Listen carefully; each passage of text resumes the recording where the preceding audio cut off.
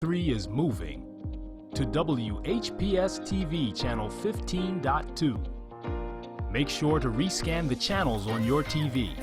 Then go to WHPS Channel 15.2 to pick up TV 33 and all of your favorite shows. The move is on, and we want you to move with us to WHPS Channel 15.2.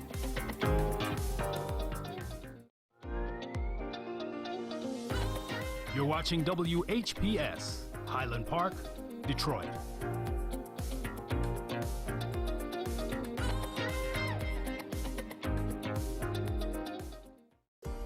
The views and opinions expressed on the following show are not necessarily the views and opinions of WHPS, its affiliates, management, or sponsors.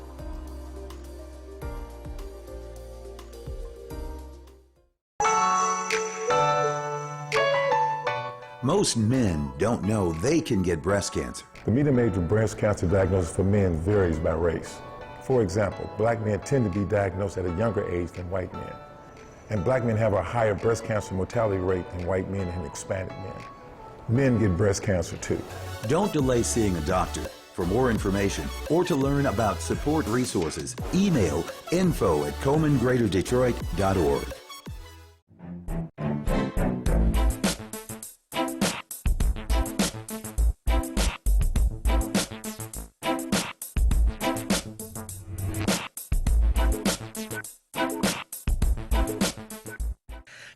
Good morning, and welcome to the Brenda Perryman Show right here on TV 33, WHPR, Comcast 91, or 90, in Detroit, and all over the world, courtesy of the World Wide Web.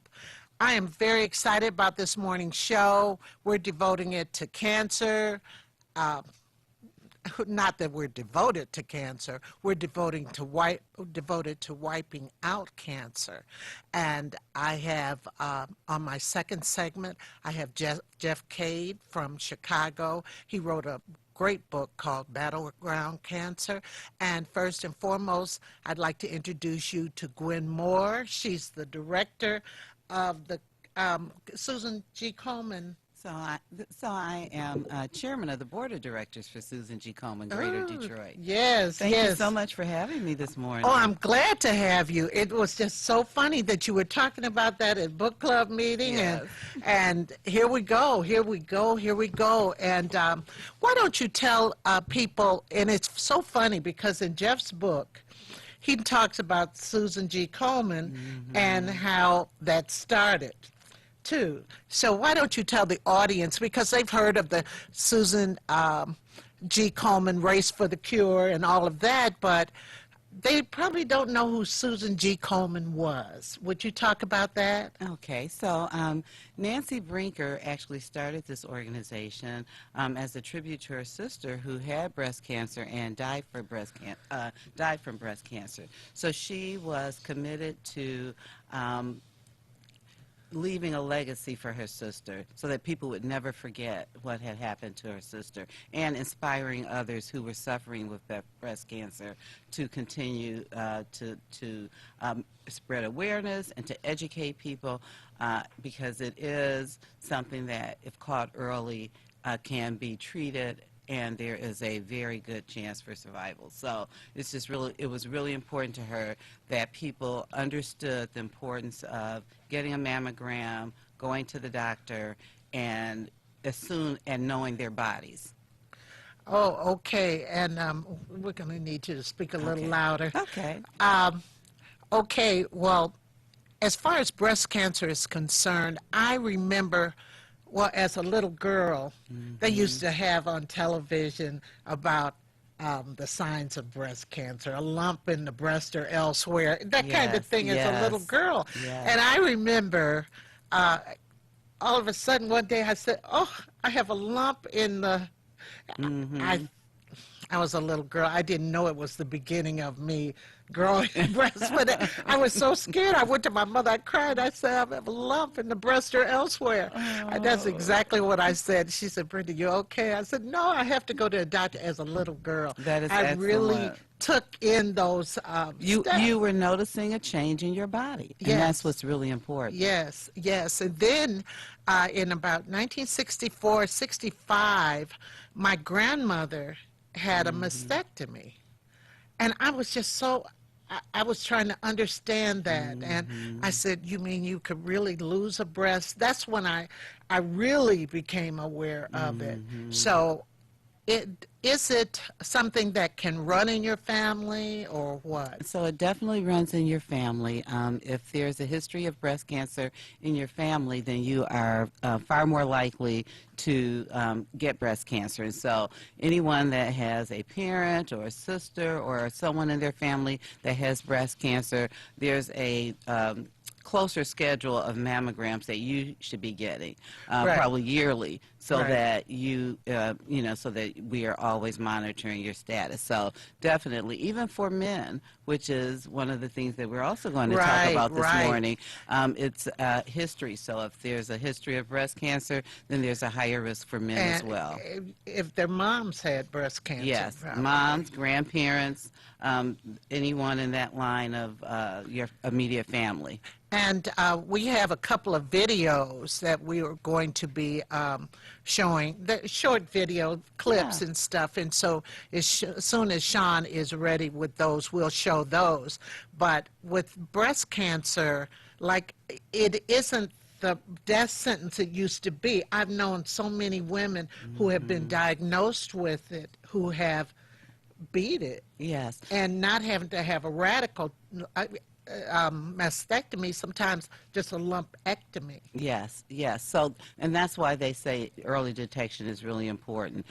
So, part of the reason that we have loss of life a lot of times is, of course, related to insurance and people's ability to get to the doctor, pay for those doctor visits, pay for those treatments, and that's where Susan G. Komen comes in. We provide funding to organizations throughout the community to ensure that everyone who wants to get a mammogram has access to the funding and to the doctors that are able to do that.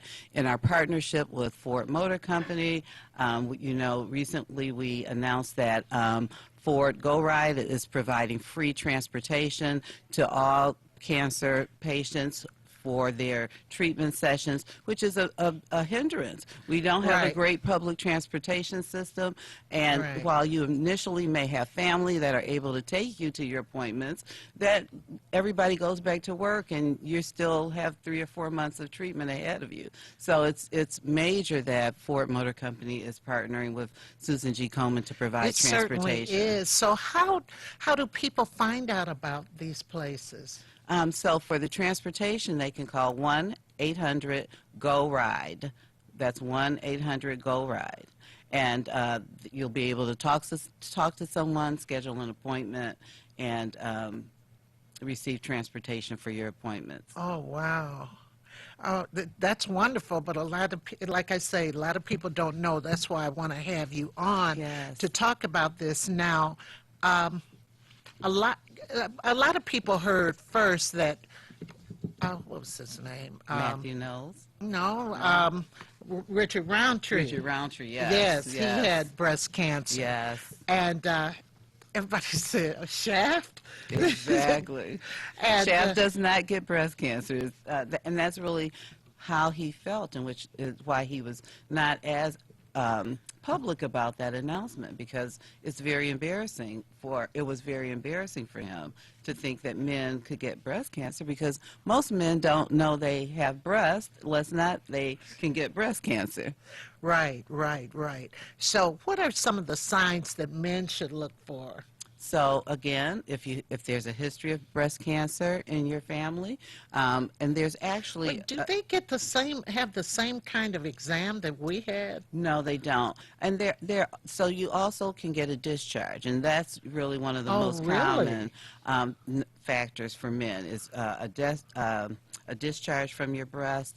And there's also a gene, and I'm gonna look on the sheet so I don't get that gene wrong, but there's a gene that you can be tested for, and that really is a very strong indicator for men that they have breast cancer. Right.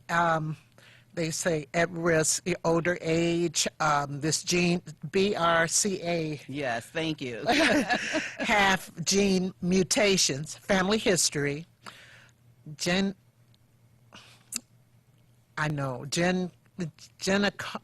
Comcast, well, not Comcast, Yeah, so Comcast. enlargement of your breast tissue. So if Okay. you notice that your breast tissue is larger than normal, and that's why it's important to know your body, because these changes are subtle sometimes. And so when you notice those things, that you immediately seek attention from a doctor is very important. Now, there's a syndrome here, Klinefelter's. Yes. Klinefelter syndrome, a genetic condition related to high levels of estrogen Yes. in the body. Yes. And you know, women have high levels Yes, as well, but yes. in men, it's more related to their breast. You know, that is a large indicator of, you know, having a susceptibility to breast cancer. Wow.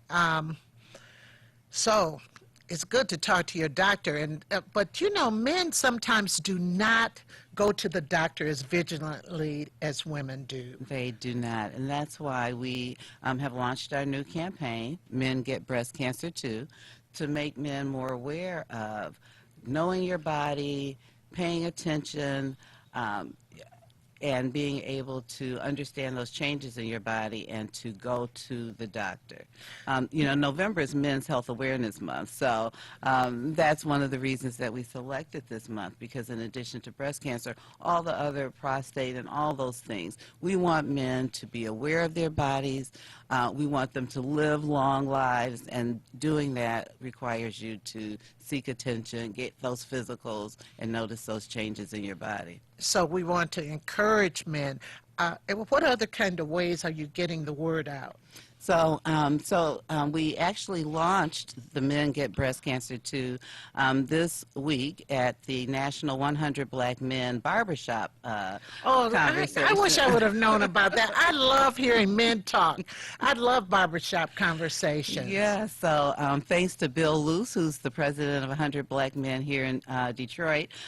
This is a traveling barbershop that was in Oakland, California, I think yesterday, and is traveling around the country talking about economic empowerment, men's health, and all of those things. So we had a wonderful audience and a great conversation at the What were some of the barbershop. things they talked about? Oh my gosh! So they had Freddie Haynes from Friendship Baptist Church, Ken Harris.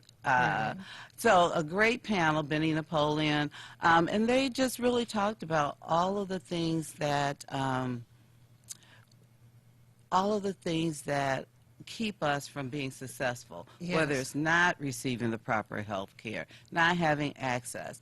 We had some audience members who had been imprisoned, and then they talked about the opportunities that they had, but also many of the things that hindered them from successfully re-entering life outside. Society, Yes, right. yes. And what can we do to assist them to become great citizens that we know that they can be? So it was just a Because great most conversation. crimes are not recidivists. They don't continue to happen. You know, a lot of people do learn their lesson.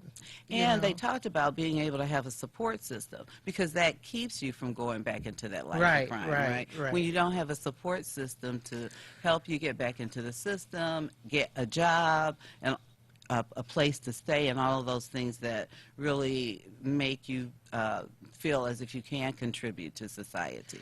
Absolutely, absolutely. So the men, so what do you want the men to do? Go to their doctors, right? Yes.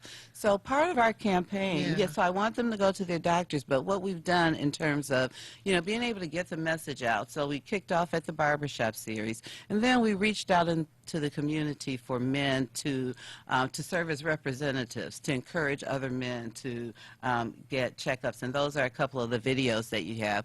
We have Police Chief James Craig. We have Dave Bing. Just a number of men in the community who have either had friends who have suffered from breast cancer. It's a little bit more common than we know, but men just don't They talk don't about talk about They it. don't talk They about don't it. talk about it. And I saw that some other things to look for is the skin on your chest, dimples.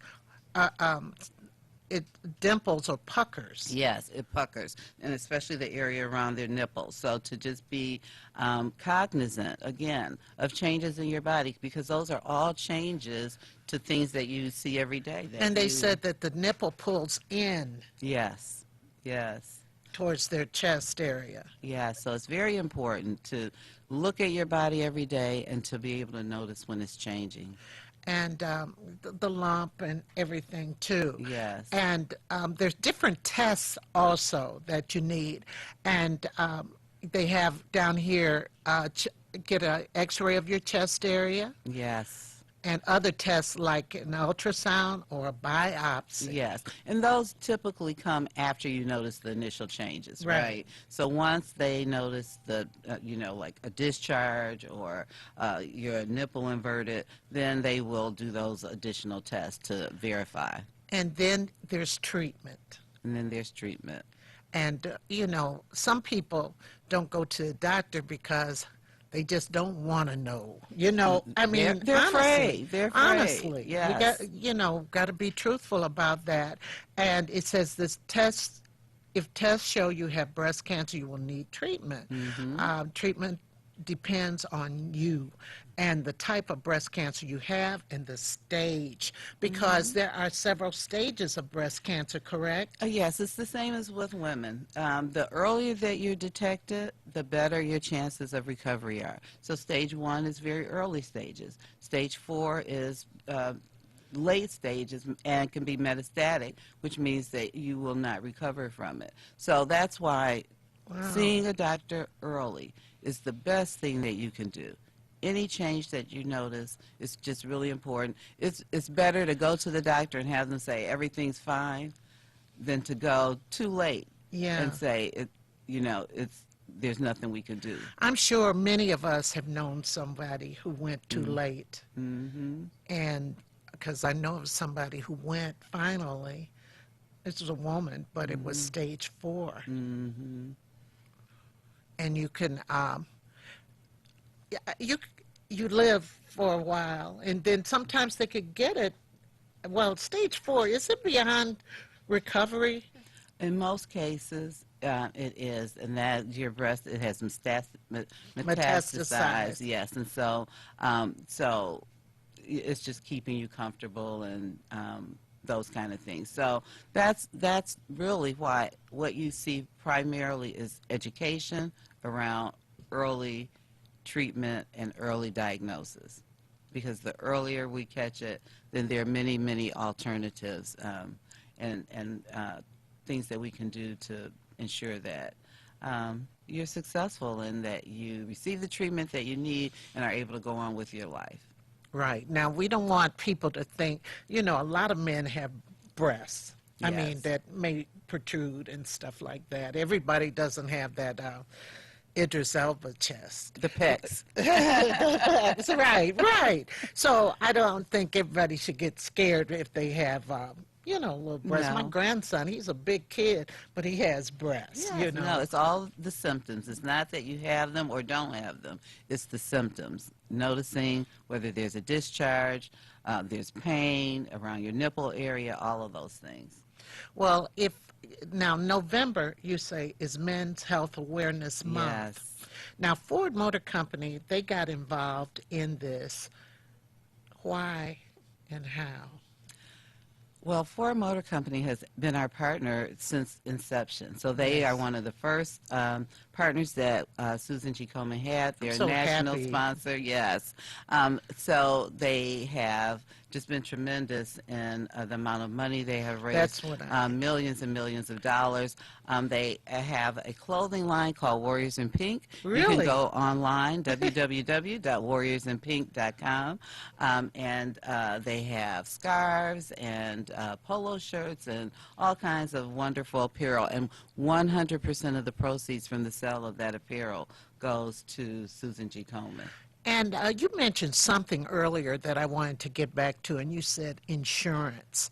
Aren't there places that will give you a mammogram and you don't have insurance? I've heard of some places that are giving women free mammograms and stuff like that. Yes. But So a lot of those places are the places that we fund and other organizations, right? So currently we're funding Access to provide treatment, and we're working with McLaren. We provide a grant to Oh, yes, McLaren, yes, and yes. McLaren will ensure They've been that doing this you- for a number of years. Yes. So that's another place that you can go and get treatments, and many others. Most of Now, the that's not refined to hospitals do. Oakland or Macomb County, is it? Oh, no, no, no, Okay. no. It's Wayne, Oakland, Macomb. There are many resources available, and you can check with your institution as to what those resources are. But it's important that we fund organizations like Susan G. Komen and others, because we are the resources that make sure that people are able to get the treatment that they need. And a lot of people, they race for the cure. They When race for I the mean, cure. that day is amazing. That is our largest fundraiser, and it raises, this year we raised over $500,000 that we grant out to organizations to support women being able to have hair pieces or wigs, and free of cost, to be able to What about getting prosthesis? getting prosthesis. Many of the things that women need to feel whole again after going through something like breast cancer treatment are provided by the funds that we raise. So we appreciate everyone who supports Race for the Cure. Yeah, and people race for other people. Yes. Yes, I had a very dear friend. In fact, she was a former student. I mean, fitness person, had been Mrs. Michigan, all of that, and she kept it to herself. It was she and her husband. They knew, but even her own sister and mom did not know. I don't know how she did this, but I mean, we were very close, and we did some little programs together. She did fitness, I did poetry, all this stuff. And then one day, it was just, she said, yes, she had been in, because the hospital, her blood count had gone down. And I said, oh my God, but then the weirdest thing, because we had talked, and one day I called her, and her voicemail answer, sorry you missed us, blah, blah, blah, blah, blah. And my daughter came home later in the day, said, Mom, did you hear about her? She passed away. And I had just left a message. I didn't know, and it was, her sister told me that even at the hospital, she said, Doctor, please tell us. And she did not want Anyone to know. anybody to know. But she had had a mastectomy. I did not know that. She had had it some years earlier. Okay. And she still kept up fitness. She'd be on Channel 4 doing fitness and so forth. And it was just a heartbreak. It is. And I don't know, because she was a healthy eater and so forth. And there are things they say you can do. Well, a lot of it is genetics. So being healthy is great, but it's also genetics, and probably that has a greater influence. If someone in her family had breast cancer previously, that would significantly impact her whether she would get it or Right, not. right. So so there are many factors, and being healthy is great. We need to do that, but we also need to know our family history. Oh, I believe we have to know our family health history. We have That is to know very that. important, and families a lot of times don't talk about it as they should. Yes, I have many people who said, I knew my grandmother passed from something, but nobody talked about it. It was like quiet. Nobody knew that she had breast cancer. And so that prohibited their parents and the for you to grandchildren. be proactive. Yes. Yes. So it's really important that we understand our health history and the history of, our parents, our grandparents, and not just for breast cancer, for many other For diseases. many other ailments, diabetes and so forth. And like I said, my grandmother had that mastectomy, but my mom, who will be 100 next month, she never had the issue. And I say, my goodness, I've had a bit of an issue, where I've had to go every year, every 6 months, go in. But, Okay. you know, I heard about that skipping a generation type thing, but I try to stay active with that. We're having a bit of a technical problem because I wanted to show Dave Bing talking about this, and Randy Henry, he also is involved. He was just on the show about 3 weeks ago. I grew up with Randy Henry. Yes, you so- told me. Yes, you told me. He is such a great advocate is for so such- many things. Yes, he is such a great community activist and very involved with our young people and our youth. And so we were proud to have Randy participate in this campaign. So we're excited, perhaps, for the second segment. You know, the video will be up and running. And Right. As it's soon as we related, can. so- We had some issues here at the station, I think, last night, and some things didn't reboot like they should have. Okay. But the show is on, so we're on. yes. So, here was another thing I was going to go back into a little. Gwen Moore's history, because you grew up here in Detroit, correct? I am homegrown Detroit. Cast Tech, yeah, I know all my Cast Tech. Technicians, I know. And then I get so many technicians on this show, and they're so proud. Cast Tech, you know. Yes, we're our own little sorority fraternity. Yes. And then what? And then I went to Davenport University. I actually was working and going to school, so I worked at initially at the Metropolitan Detroit Youth Foundation. Oh, really? Mm-hmm. I worked there I ran a dropout prevention program called 12 Together.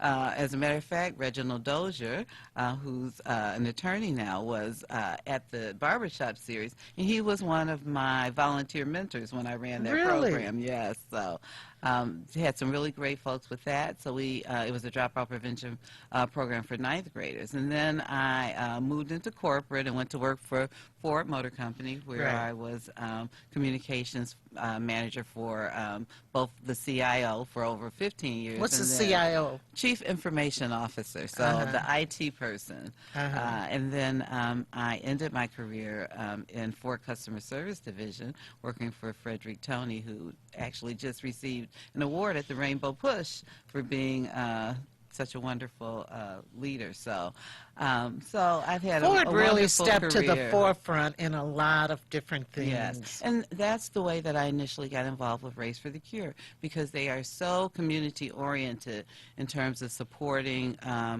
charities in the community. And so they were sponsored for Race for the Cure, and my vice president was the executive champion. So we really work to engage employees. We always have the largest corporate team. Yay, Ford. So that was really my entree to Race for the Cure. And so when I left, and they, because initially we were presented by Carmanos. So they were the organization so they were the organization that sort of worked to help put on the Race for the Cure for many, many years. Yes. They are a valued partner. Hi, Katrina Studvent, who's over at Carmanos. So she initially started at Coleman and then went over to Carmanos. So they were the presenting sponsor. And within the last 4 or 5 years, we actually became a dedicated affiliate for Susan G. Komen. And so we created a board of directors, with the and race, here we are. With the Race for the Cure, how far do they run? 5K or what? The race is a 5K. It's also it's a timed race, so a lot of people use that as a qualifier for other marathons. So really? It's a walk and a timed race for those that are utilizing the race to as a qualifier. Where does score. it usually take place?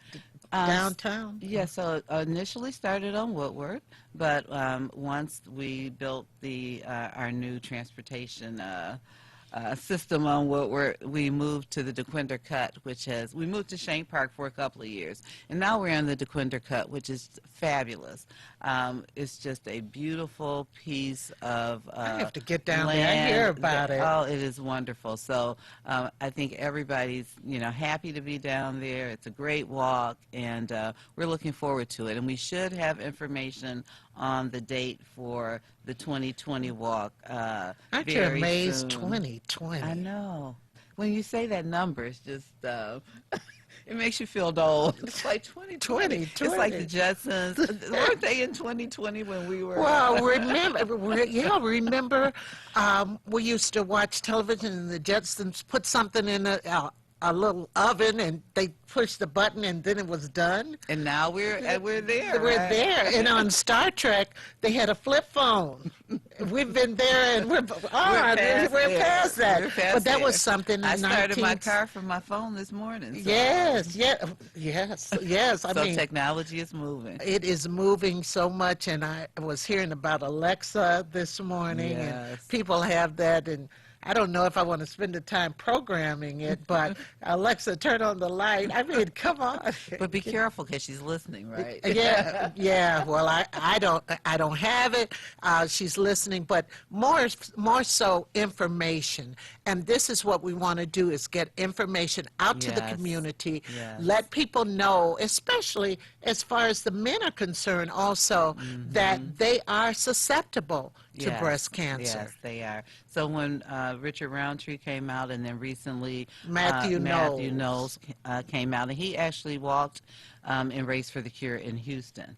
Did he? Yes, he did. So it was Matthew Knowles, Beyonce's father. Yes, and Solange. I always try to include Solange, her, so she would feel yes, like yes, not her yes. dad also, right? Yes. But yeah, so he actually walked in Race for the Cure in Houston this year.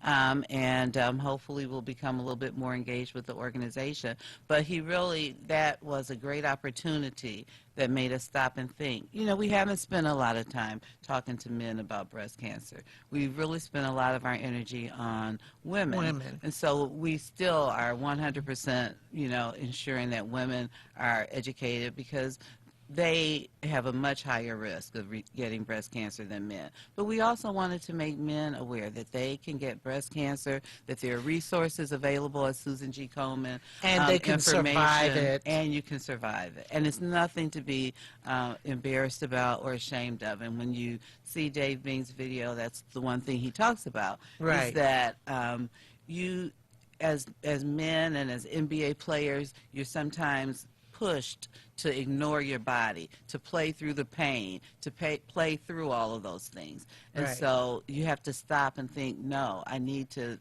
get it checked out. I need to understand what's going on with my body. I need to see a doctor. Absolutely. Well, thank you, Gwen, so much for coming on and giving us that information. Could you give us that number for rides again? It's 1-800-GO, G-O, RIDE, R-I-D-E. And I'm sorry I don't have the number, but that's easy to remember. 1-800-GO-RIDE, or you can call the Komen office in Greater Detroit. Komen. Yes. Okay. Well, stay tuned, everyone. I have Jeff Cade on, and we're going to talk about his book, Battleground Cancer. A few years ago, one of my boyhood friends, he said, I got breast cancer. And it kind of shocked me because I had never heard of a man having breast cancer. It's not something that you need to be afraid of. It's not something you need to be ashamed of. It's a problem, and the only way we're going to solve that problem is to talk about it. For more information, go to ColemanGreaterDetroit.org or call 248-234-8851.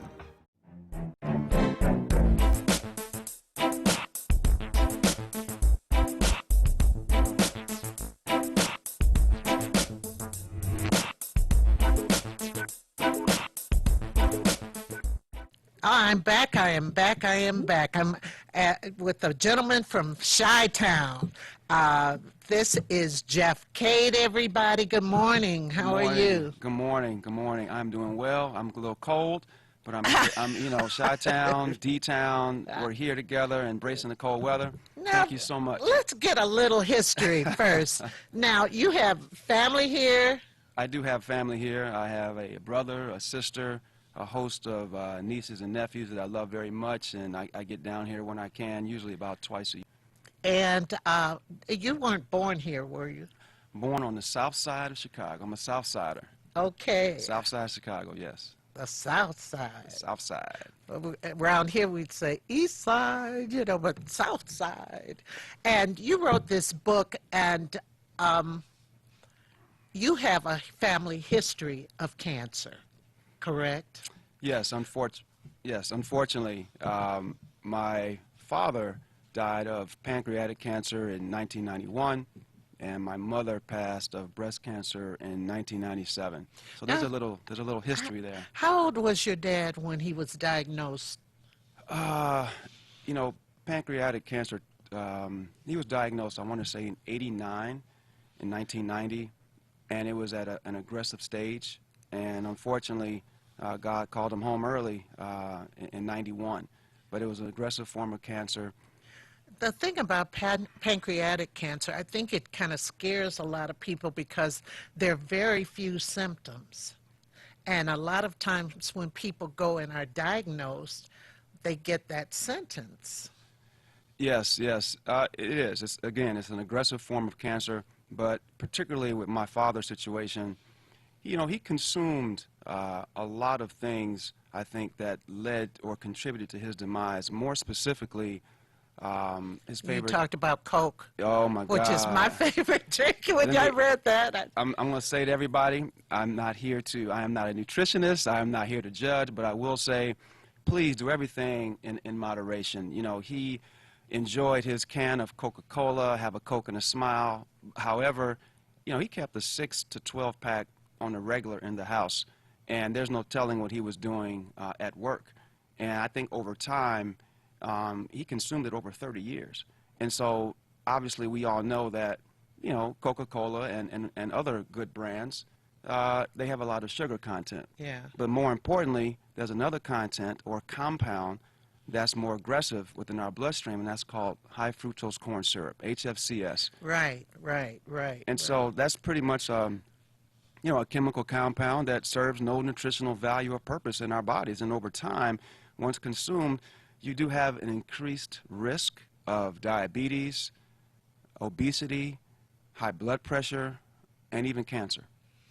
And they've been taking high fructose corn syrup out of a lot of things, but not as aggressively enough. Not enough.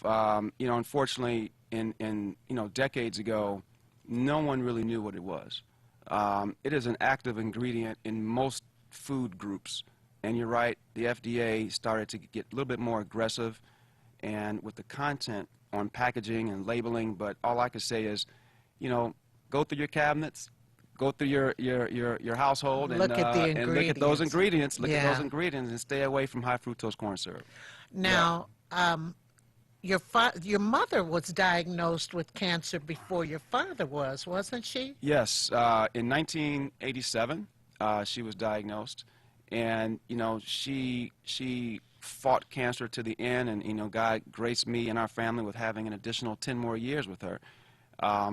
With her on her journey, she started really aggressively using the Western medicine, of course, that we all are familiar with. Right. But towards the end of her life, she actually had a stroke, and I believe the stroke kind of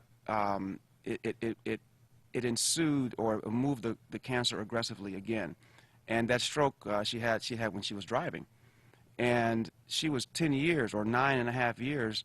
It was in remission, and when that stroke happened, it kind of rekindled some things, unfortunately, and then she decided, you know what, I do not want to partake in Western medicine anymore, and I want to go into the area of holistic approach, alternative holistic support, yes, including acupuncture, yes, and drinking black herbal Chinese tea. Now, how did the acupuncture work with her? Did it work well with her, or what? Because I've known some people who've had it, and it's worked well with them. Great question, Brenda. You know, I remember that due to the stage, how it was, the cancer had resurfaced. It was a little bit more aggressive. It actually kind of helped calm the cancer cells along with the Chinese black herbal tea. Really? It really didn't. it kind of calmed them. It didn't. It helped her, but because it was an aggressive. It was an aggressive. It was just very aggressive, and I think the combination of the acupuncture and the herbal tea, it really made a difference. Wow. So what does the herbal tea do? I mean, why is this time? Because I might have to go stock up. Yeah, you will. You will. You know, there are a lot of teas out there, and pretty much they are powerful antioxidants, and they help flush the toxins out of our bodies. We have black tea, you have green tea, red tea, and white tea, and they really are similar to alkaline water Really? in terms of allowing to flush out the toxins in your body. Oh, wow. That's amazing. Now, another thing I really liked about your book was how candid you were about after the passing of your mother, how you kind of sunk into, after a while, you sunk into a depression. And why don't you tell us about that? I mean, I felt you're grieving. You really grieved. I did, and I think all of us need a time and place to grieve. It happened, you know, when I lost my parents, specifically, especially my mother, in '97. It put me into a sunken place, if you will, and so there was some times where I was obviously lonely, but I had to push myself out of that situation with courage and perseverance, and just through my book, which is very therapeutic for me, and allowing to hopefully add value and impact to others who maybe have similar situations. It put me in a place where, you know, I was putting a mask on. I was hiding, and I felt as though no one understands, because most of my family and friends at that time, they either had both parents or they had one of them. Well, when you say you were wearing the mask, were you wearing the mask like everything was mellow, everything was fine?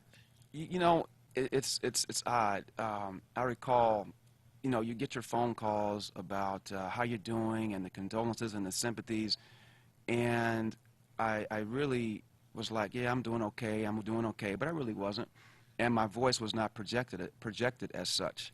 And so people knew that you weren't really doing okay? No, not really, because I try to do things to keep me busy, and so there was a time when I had some good partners of mine, and we would do events, and we would do wine tastings and jazz events, and that would, you know, keep me kind of busy after work. And when I would get home, it would be so late, I would crash and get ready for the next day. So Right. it was just A an cycle. ongoing cycle routine, but it helped me to kind of keep my mind off of things.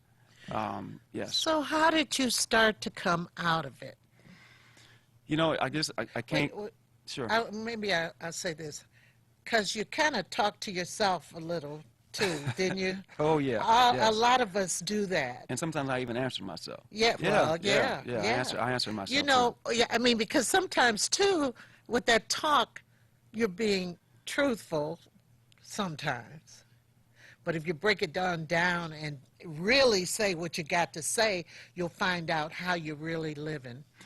You know, I have to give praise to my Almighty, the supreme bosses of the universe. You know, prayer helps things. Yeah. And it really helped my self-esteem and my confidence as I had to go through this journey. And my family was very supportive, from Chicago to Detroit to California. But it was different when you're by yourself and you're closed in, when the phone stops ringing, the cars stop coming in, and you just have to go about your daily life. So it's kind of like pulling up your bootstraps and say, you know what, let's move on, let's see it through, and move past, and don't forget the memories. Remember the memories, but you still have to move on with life. Absolutely. So what were your first steps coming out of it? Coming out of that kind of funk you were in? I was in a hole. You're right. I was kind of in that rabbit hole, right? And you know, for me, because I was still in corporate America. I was still doing things in terms of event planning and marketing and promotions. But it came to the point where I started doing more reading. I started doing more research as it relates to health and wellness.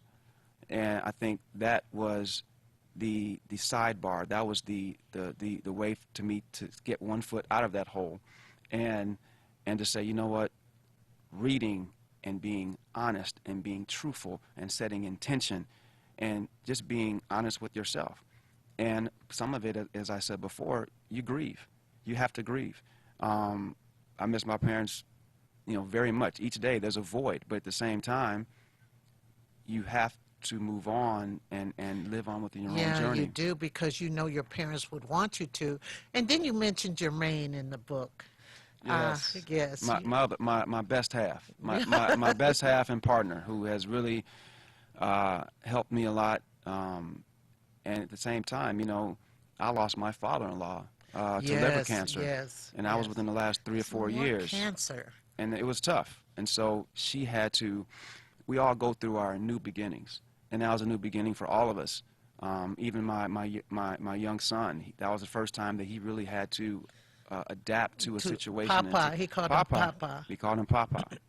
Yes, and it's just, you know, you wonder, you know, it's not funny, but it's interesting when you see a little kid who has lost somebody they love, and just helping them through that, because that's a first.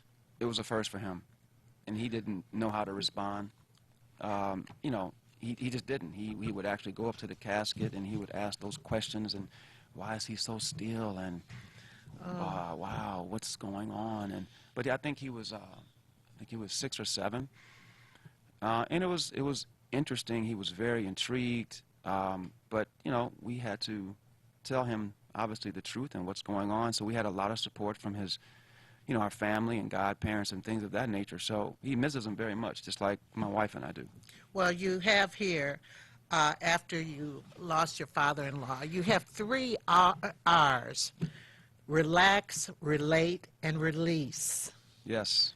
Let's talk about them. What did these help you do? Take that break you needed, or what? Yeah, I call that the triple R recipe. You know, we all have to relax, relate, and release actually every day. Every day is important. We should. And when we know better, we should do better, correct? Right, Brenda? Yeah, we should. You know, sometimes we go against our better judgment, but we know better, we do better. exactly. And sometimes when you are going to bed at night, it's good to take a couple deep breaths. It's good to relax and release and understand how your day has gone, but at the same time, get some rest and start off fresh. A lot of people think that just laying down makes them rest, but that's not it. No. You know, some of it is, you know, to each its own. You know, some of it is just closing your eyes and meditating and thanking the Almighty for a great day and being healthy, healed, and whole. And the next day in the morning, you wake up fresh and still have that thankfulness and just being grateful for the next day and being able to breathe and be 6 feet up instead of 6 feet under. And just being able to acknowledge and understand that you're here another day. And that's being thankful. That's being Yes, it is. thankful. Yes, Now, it is. relating and releasing, and just let's talk about releasing quickly. Sure. So, you know, releasing is being able to release any type of tension and not holding on to any negative or pessimistic views, what people say, what people do, or even if it's self-damaging, being able to just release anything that's going on throughout your day. And sometimes you just got to give it to God. Let go and let God, and let Him take care of the rest. And so you really did your research as far as foods and everything that can eat to help you, well, help you not only stay healthy, but maybe combat some of the things associated with cancer. And one of them, you talk about vitamin D. And that's something I know my doctor's given me, vitamin D. They say we don't get enough sun around here. Well, yeah, as you can tell, I need some, right? Especially being in Chicago. We're about to go through this massive winter. I'm so looking forward to some vitamin D. You know, sunlight's important. that sunlight is a very good form of vitamin D. Obviously, you have the calcium tablets. I say everything in moderation, but vitamin D is important. Any time I may have some milk, it might be 2%, but I try and get a lot of the vitamin D, whether it be in orange juice or, of course, like you said, the sunlight, because it's so important just to get those rays in your system. Just don't overdo it. And fruit. But you know, some fruits have a lot of sugar, so you have to do your research on fruit. You know what? I think back in the days, you know, when they say an apple a day keeps a doctor away, that apple is different this time around, because you have a lot of things going on with GMOs, and so GMO stands for genetically modified organism, and so I'm always trying to include my family in our household. We try always to include organic, natural sources of food free of GMOs in our diet. How do you find those? So with GMOs, there's some things to watch out for. GMOs, there's corn, there's soy, there's canola, tomatoes, potatoes, squash, and there's some others that can be genetically modified. So you really have to go, you know, I look at it as going to a healthy food store, going to an area where you're getting your fresh fruits and vegetables, and make sure that, you know, that if you can afford that, make sure it's organic. Right. If you can afford it. If you can afford it, but you know what? It comes down to choices, and it comes down to what you want for your well-being. Well, you have colonoscopy, and that's something that we should have. They say every 5 years, but then when you get my last one, my doctor said, see you in 10 years. I said, ooh, I got excited, but I'm nervous about it, you know. Hey, I raised my hand. I had mine. I had mine. We should have those. Regular checkups are very important. Follow your doctor's orders. You know, and I mentioned this because we talked about sunlight, and I want to share something with you. There's an acronym out there, and you might be familiar with it, but I want to share with the audience of SERDS. I call him a doctor, but it's SERDS, S-E-R-D-S. Well, we mentioned one, that was sunlight. E is for exercise. Got to have your exercise plan or routine. R, we talked about, was actually rest. Got to have rest. S, it also D, I'm sorry, comes down to our diet. Comes to our diet and understanding the nutritional content and labeling on packaging. And S is all about self-esteem and just projecting confidence within yourself. I was sitting in a parking lot yesterday when my grandson he was in the barber shop. So I was sitting in the strip mall, just in the parking lot. And there are a couple of restaurants. There one, a soul food restaurant where you could just pick up your food and so forth. And the other, a delicatessen. And I sat there watching. Choices, huh? And what I watched, there were so many people who came out with so much extra body weight. No. I can't talk. I'm just saying, I was looking, I said, my God, you know, we got to watch what we eat because it does thwart your, you know, some people were having a hard time walking, but they were full. You know, everything is relatable to moderation. Moderation, yeah. Excuse me, everything is relatable to moderation because you mentioned something that was very important when you said the delicatessen. So we have to be mindful of the processing of foods. There's a lot of processed foods out there and fillers that really confuse our body, and it goes into our bloodstream. You know, me, you know, speaking personally, I don't do any type of processed foods. I look for organic, natural sources, free of GMOs first, but second, when I have a taste for, say, turkey sandwich, I'm going to go for the turkey sandwich. I never have a taste for a turkey sandwich. I'm just telling you, I go for something that has no nitrates, no nitrates. No nitrates, no nitrates. And people can Google that now, because before, people didn't understand what it was. Well, you know, honestly, this week, I ate like 4 turkey sandwiches I made, you know, turkey sandwiches. But that's not my real choice. My real choice would be a fried bologna sandwich. Oh. But I haven't had one in so many years. Oh, you said moderation. I think I'm going to go pick up some bologna. You said 4, though. If I've had 4 turkey sandwiches this week. One day for lunch, you know, just and then one a half a sandwich and stuff. It was moderation. No, Moderation. it was turkey. Yeah, it was turkey. That won't hurt you. Yeah, You'll be good. Yeah, too much of anything is abuse, though. It is. I agree. You also quickly we have steam a little green. You got to steam that green. You got to steam that green. And they should be fresh if you can, right? Yeah, I definitely, personally, I enjoy my spinach. It has vitamin K in it. I enjoy my broccoli, my asparagus, and you know you can't go wrong with some good old-fashioned greens. What with turkey though?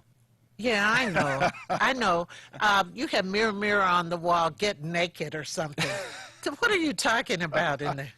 So, with that particular piece, actually, the last guest, Gwen Moore, had mentioned some things about it. It really, you have to stand in front of the mirror and look for some things that have imperfections. For one example, how about moles? So if you're starting to see certain types of growth with moles, if they're getting bigger, you might want to go to the doctor. You have to get naked. We see each other in the mirror all the time, and if there's some things that, hey, I'm just saying, you know, some imperfections or things that didn't look right the day before that week, you might want to consider saying, what is this? I know. I come in the mirror, I said, what happened to my Coca-Cola figure? You know, little things like that. But yes, you're true. You're right. We notice things about our body. That's right. And if things look different, you need to take the advantage and be a strong proponent of yourself, for yourself. Right, right. Well, Jeff, where can people get your book? Thank you for asking. It is available on Amazon. Just put the title in, Battleground Cancer.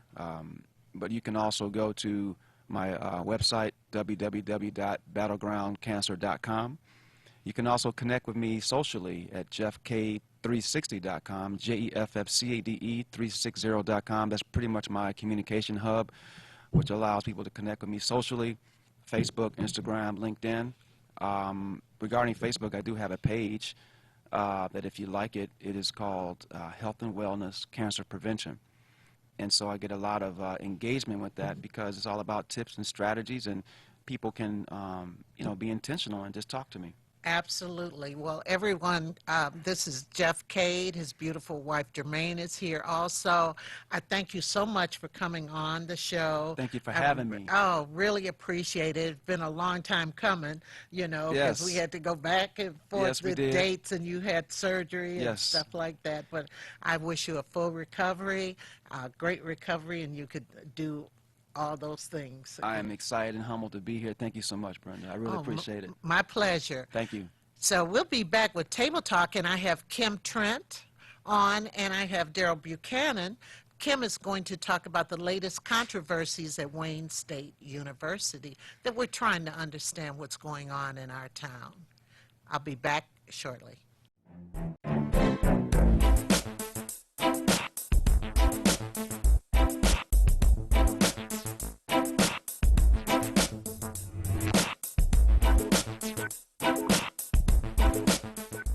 Arrested, you have the right to remain silent. Everything you say can and will be held against you. Don't talk to the police. Talk to me first, Attorney Warren E. McAlpine from the Action Attorney Center. I know the law and I know your rights. Whether felony, misdemeanor, drug, OWI, domestic violence, or traffic violation, I can help you. Call today, Warren E. McAlpine, 1-888-292-6908. I think Wayne County Community College District is the perfect place for any student. We are all a big melting pot and sharing different experiences. Everyone was like really friendly, and they're like giving you their time. I know someone here will always be there to support me. Arminalda Carrick, Bosnia. Sandra Gonzalez, Mexico. Minhas Jakia, Bangladesh. Dennis Carrick, Bosnia and Herzegovina. In the world of digital broadcasting, transmitters and exciters sometimes do this. If this happens when you're watching WHPR TV 33, please do this. Watch us on Fire Stick, Roku, Apple TV, Google TV, or TV33WHPR.com. Download the WHPR TV app, and we can also be heard on Amazon Echo. So remember, if you see this, you can do this and support the station that supports you. Well, we're moving on up to the side. It would be lots of apartments in the sky. Come check out the new Sisters Braid 2 hair braiding and natural hair care salon, located at 18070 Mount Elliott Street. Our new salon is spacious with adequate parking, Wi-Fi, and all brand new state-of-the-art salon equipment. Come meet your local hair braiders and natural hair care specialists and check out our many hair care services such as hair treatments, box braids, cornrows, tree braids, Havana twists, children's braids, natural twists, lock extensions, kinky twists, goddess locks, updos, full weaves, and more. Please feel free to visit us on the web at www.sistersbraid2.com or call .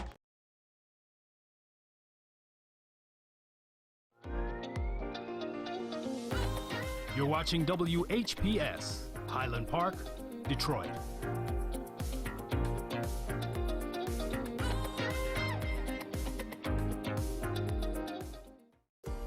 The views and opinions expressed on the following show are not necessarily the views and opinions of WHPS, its affiliates, management, or sponsors.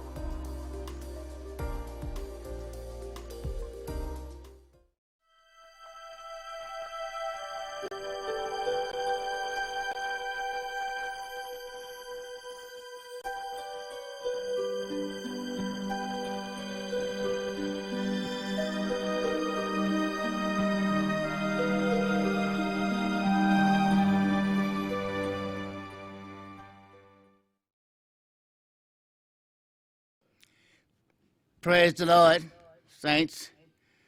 Once again, we're so happy to be able to come your way on this Wednesday morning, just to tell you the goodness of an almighty God.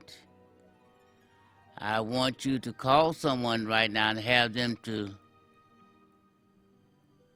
tune in to this very special religious broadcast. And we want to be an upliftment to you this morning. It might be a little cold outside, and, well, you just have to prepare yourself and get ready for it, because winter came a little early this year. Amen. Praise God. Just have to be very careful on the side streets when you're driving, because some folks just driving like it's still nice out there, and when if you hit ice, you can't stop. But first, let us stop and pause for a moment, because we have to give honor and praise unto the Almighty God this morning, who is the head of all our lives. And just don't know what to do. But I pray right now, Father God, that you go before them, touch, heal, and deliver. Father, I know you have all power in the palm of your hands. This is the day that the Lord has made, and we're going to be rejoice, be glad in it. Amen. Praise the Lord. Thank God Almighty. Amen. This morning, I want you to say, I'm here, I'm alive, and I'm well, and I'm able, because I'm a child of the Most High. Amen. For the God in you is awesome. Praise God. So sometimes you got to perk up, amen, and give him a high five this morning. Praise God. Lord, I thank you for just touching me, amen, and have me enclosed in my right mind, amen. Praise God, amen. We so happy that we're able to just to come and share with you good news, amen. I want to read from the Word of God from the book of St. Mark, the first chapter and verse 1. And down to verse 3. Amen. It says in the beginning of the gospel of Jesus Christ, the Son of God, as is written in the prophets, behold, I send my messenger Behold, I send my messenger. Hallelujah. Before thy face, which shall prepare thy way before thee. The voice of one crying out in the wilderness, prepare ye the way of the Lord, make his path straight. Amen. And verse 4, and John did baptize in the wilderness and preached a baptism of repentance for the remission of sin. Amen. This morning, I am a messenger that was sent from on high. And I want to give you good news in my Father's kingdom and share with you the word from on high. Amen. Now, I believe in the blessing of God, for he dwells within. My God Almighty, this morning, I need somebody to pray with me. How long? Not long. See, you don't know the day or hour when God will tap you on the shoulders and say, rise, servant. It's your time to be helped, blessed, and delivered. I was telling you on the other week about the leaves. And if you had opened up the channel of your mind, something good came your way. Amen. Forget about all that negativity. Forget about all that I can't. Forget about all that I have bad luck. Forget about all somebody done put a curse on me. Don't even put that in your mind. Throw it aside. Amen. You are a child of God. Amen. And God, hallelujah, is awesome. For he has the power to heal, the power to deliver, the power to open the door, the power to do anything that you are in need of. God's got it. And on today, amen, praise God, many of you are watching right now and you're saying, Lord, I need help in my financial affairs. Amen. I realize today, if your funds are low, you're in trouble. And sometimes they get low, but they don't have to stay low. The word says, in my Father's house there's plenty of everything. God Almighty, listen to me right now. I want you to get yourself a pen and paper because a little later on into our broadcast, the mailing address is going to appear on the screen. And I want you to know without a shadow of a doubt, if you write me this week, praise God. See, I found out that a lot of folks are not able to make the right connection because there's no peace. Amen. When Jesus was on the ship and he told the wind, he sent up praise and said, peace be still. And the wave began to cease. I'm saying to you right now, peace be still. I want to share with my Father's children, some very special peace incense. I want you to have this week, and I want you to burn a peace in confinements of your home. Now, you find that many of the Catholics, they burn incense in the temple. Jesus and his disciples used incense. I don't have time to go into all the details, but I want to send you some peace incense that it might put your thoughts and your minds at ease and give you a sense of direction that would enable you to get through. How many you want to get through? How many you need a financial blessing? I'm going to be simple. Jesus said, behold, he will come quickly and is rewarded with me. I urge you this week, don't wait another minute. write me. And that's at Bishop WHPR Box 211 Detroit, Mission zip 48221. But you will see it on the screen. It will appear. And many of you would like to talk to me. Amen. You can. You might have some very important, something you want to discuss or ask. Or you can call me at 313-861-3856. Amen. And I'll be more than happy to talk with you.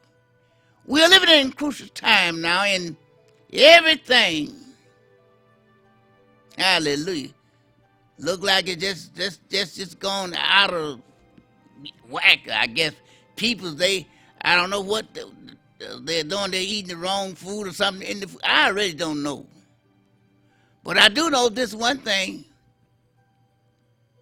Prayer changes things. Prayer will enable you to move forward and do whatever you got to. Prayer now. See, we got to keep praying. There's no doubt about it. Honey, you got to keep praying. When you're at home and you relax and rest, you still got to pray and ask God to watch over you and keep you. Hallelujah. Peoples are not like they used to be. Some don't even care. That's all right. Let us pray for them anyhow. I want you right now to send, Lord, if there was ever a time I needed your help, I need it right now. David said in the 23rd Division Zone, the Lord is my shepherd, I should not want. Saints of God, 28th of November is Thanksgiving Day. Many of you are going to be preparing your meal for the family. And perhaps someone said, I don't have no meal prepared, but God can fix that. Hallelujah. That's a day that we all come together and be thankful whatever you have. Whether a whole lot or whether a little bit. Be thankful. And from that, God will give you much more. Hallelujah. I urge you, whatever you're going through, whatever situation you find yourself in, and you desire to have peace in your surroundings, I want to share this blessed peace incense with you just a little bit. And I want you to burn it in the confinement of your home. Someone said, I don't burn incense. You should burn something. You got buzzer luck and no luck at all. You should do something to try to get yourself together. Hallelujah. Oh, you say, I pray all the time. Yeah, that's good. But yet and still, you got to do something on your own. God's not going to do for you what you can do for yourself. Amen. Also on the 27th of November, that's the day before Thanksgiving. It's on a Wednesday. I'm going to be at the temple. I'm going to have a special deliverance service. The Spirit of God has instructed me to have this service. I call this service a knockout. Somebody's saying right now, Lord, I really, really, really need thee. My bills have gotten so far in the ruin, I just don't know what to do. I'm robbing Peter trying to pay Paul. I want you to be in this service November the 27th. And I want you to know, praise the Lord. Hallelujah. Listen. That evening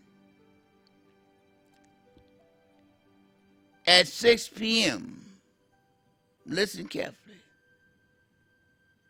That evening at 6 p.m., we're not going to be there long, but I want those of you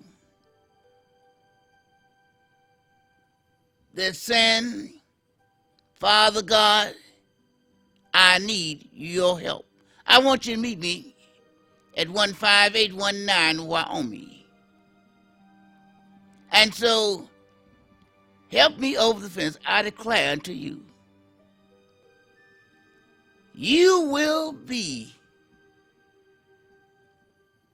in a better situation than you are right now. For there's something the Spirit of God has placed on my heart to share with you. And I know beyond a shadow of a doubt, every son of God that meets me going to be saying, hallelujah, hallelujah, hallelujah. Thank God Almighty, I made it through. Amen. This is what I want you to bring. I want you to bring a slice of bread. Jesus blessed the bread and fish that fed a multitude of people. Bring a slice of bread with you. That's Wednesday, November 27th. At 6 p.m., that's Divine Deliverance. 15819 Wyoming. And I know beyond a shadow of a doubt, you'll be happy as you possibly can be. You see, my Father now has all power in the palm of his hands. Praise God. And I'm just a messenger coming to tell you, look out, because help is on the way. This is a new day. Everything that you desire is going to come your way. Amen. Hallelujah. Don't forget that address now. It's 15819 Wyoming. That's Divine Deliverance Church. November the 27th, I will be sending some mail out to some of my father's children that's on my mailing list. And I'm telling you, don't forget, I want you to bring that slice of bread with you. Watch. I can't do nothing but my Father now. He works miracles like never before.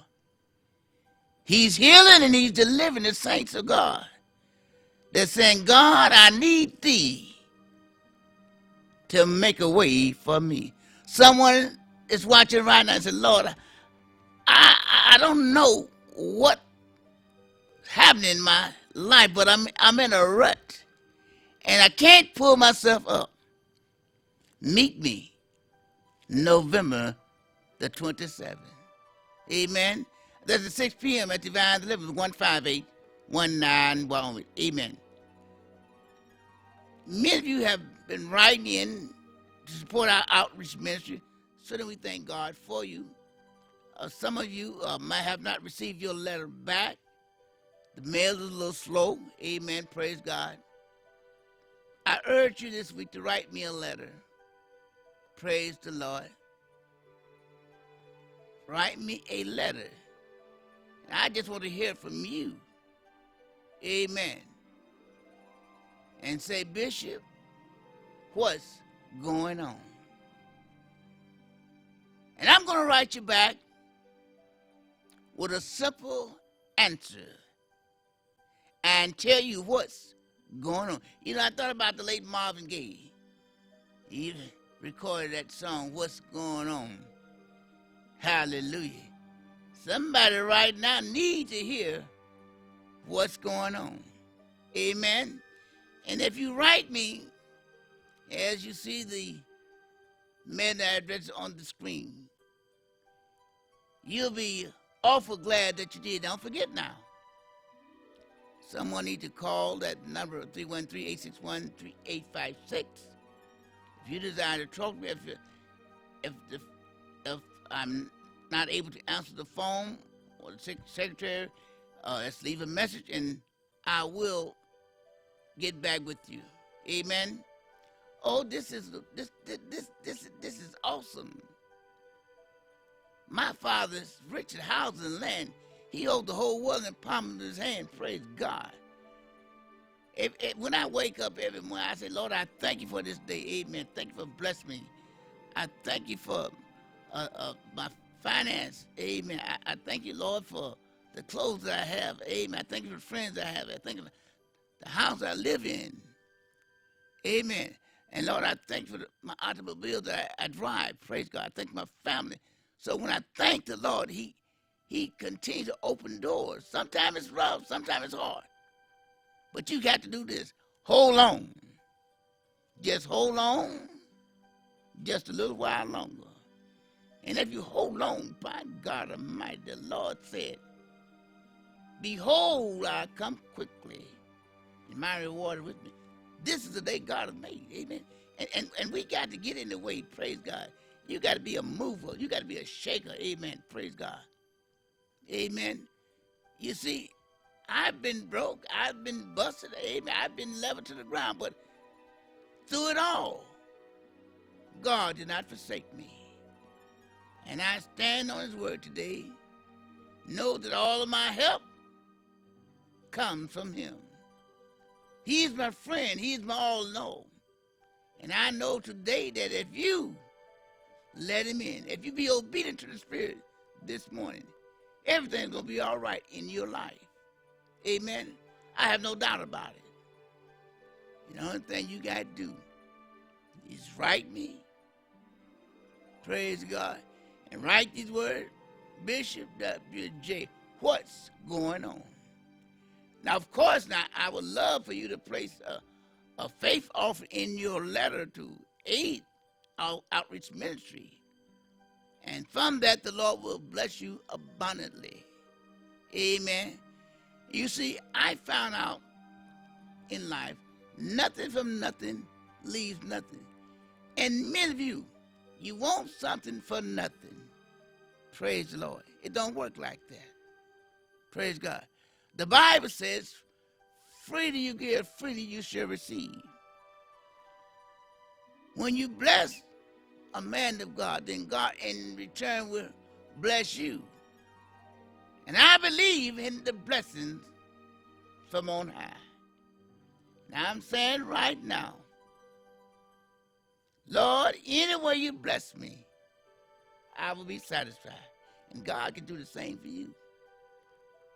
Hallelujah. My God. Say in your mind right now, I am rich, I am awesome, and the help that I need is on its way to me. I'm rich in my thoughts. I'm rich in my action. I'm rich in my mood. I am rich. All of the riches that you desire is yours. If you claim it, you can have it. Listen, get in the way right now. Stop saying, I can't. Eliminate that thought. Eliminate that from your vocabulary. My Father is able. If God in you is awesome, wake Him up. Hallelujah. Say, Lord, I thank you. Lord, I praise you. Lord, I know what you can do. What you've done for others, He can do for you. Amen. And dwell on that. I am a child of the Most High. For the Father dwells within me is awesome. Praise God. Hey, words have power, don't they? Amen. Why keep saying that I don't have, and all you got to do is reach? change that. I'm rich. I'm healthy. Amen. My Father is able. Amen. So you got to get yourself motivated. Amen. Praise God. Whatever you see, you can have it. If you want a house, amen, claim it. You want another car, claim it. You desire to have a companion, claim it. Send it out there in the universe. My God. Amen. Praise God. Hallelujah. Listen. I'm so excited this Lord Day, even my voice and changed on me. Praise God. I just know that he can do it for you if you have a willing and an open mind right now. Once again now, November 27th at 6 p.m., I want you to write that down on your calendar or put in your iPhone on, an appointment. So I got an appointment with Bishop W.J. And I'm talking about you bring that slice of bread with you, praise God. And just meet me at 6 p.m. And I declare you highly won't be the same. Try the Spirit by the Spirit. Amen. Try the Spirit by the Spirit. Praise God. Now listen. It's time to progress on. Every Sunday morning we be in a special service here at Divine Deliverance, 15819 Wyoming. Now service starts at 11 p.m. Why not come and check us out? See for yourself. Hallelujah. Come and feel that moving of the Holy Spirit that dwells within. Come and be a part of this uplift, this shouting, this praising, praise God. This saying, hey, I'm on my way up. And can't nothing stop me. Can't nothing block me. Can't nothing hinder me. And can't nothing get in my way. Hallelujah. Get out of my way. Hallelujah. I'm a child of the Most High. And I'm moving on up the King's highway. Well, saints of God, I say unto you today, weep may endure to the end, but joy cometh to those that have the faith in the Almighty God. I love you, and I'm praying for all of you that some way, somehow, things that you desire, things that you want, is coming your way.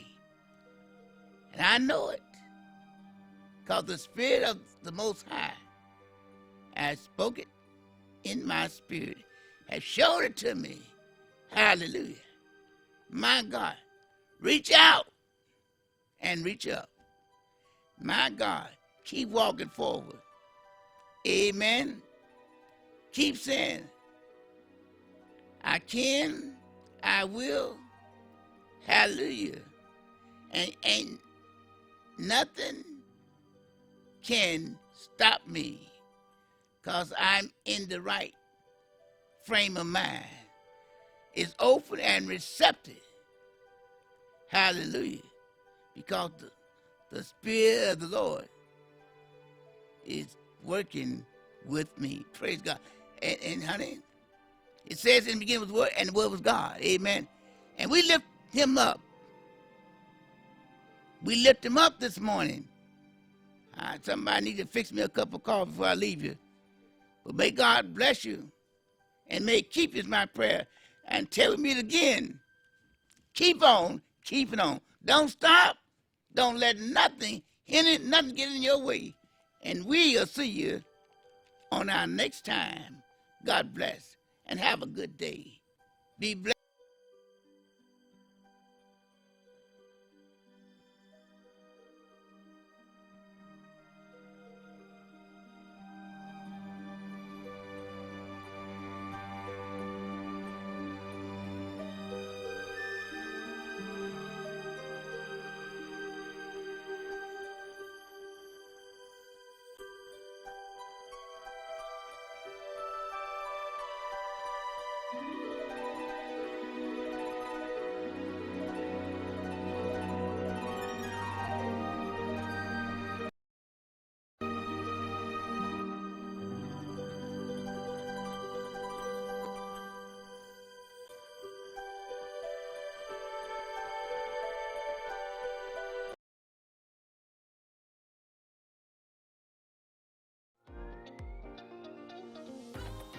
watching WHPS, Highland Park, Detroit.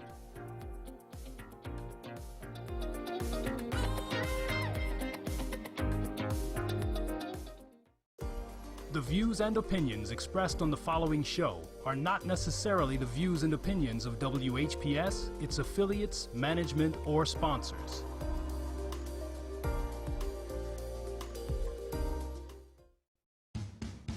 I pledge to stay drug-free. I plan to stay drug-free. I pledge to stay drug-free.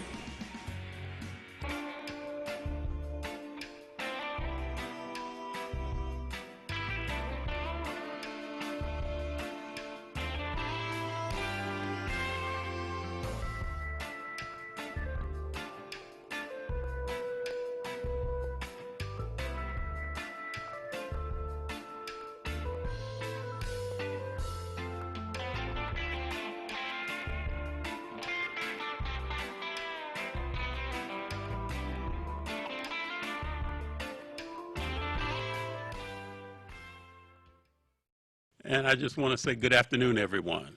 And my name is Darwin Griffin, and you are watching Expose Under the Sun, sponsored by the Detroit Native Sun newspaper. And we are streaming live from the awesome city of Highland Park, Michigan. And our phone number to call in if you would like to ask my guest a question or you'd like to make a comment, you can call in on area code 313-868-0342.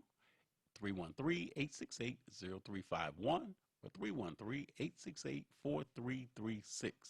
And our website is www.tv33whpr.com. And you are watching us live in the awesome city of Highland Park, Michigan, as well as in Detroit. And you can get a chance to watch us. You can see us on Roku, on Amazon, and also on Comcast Channel 90.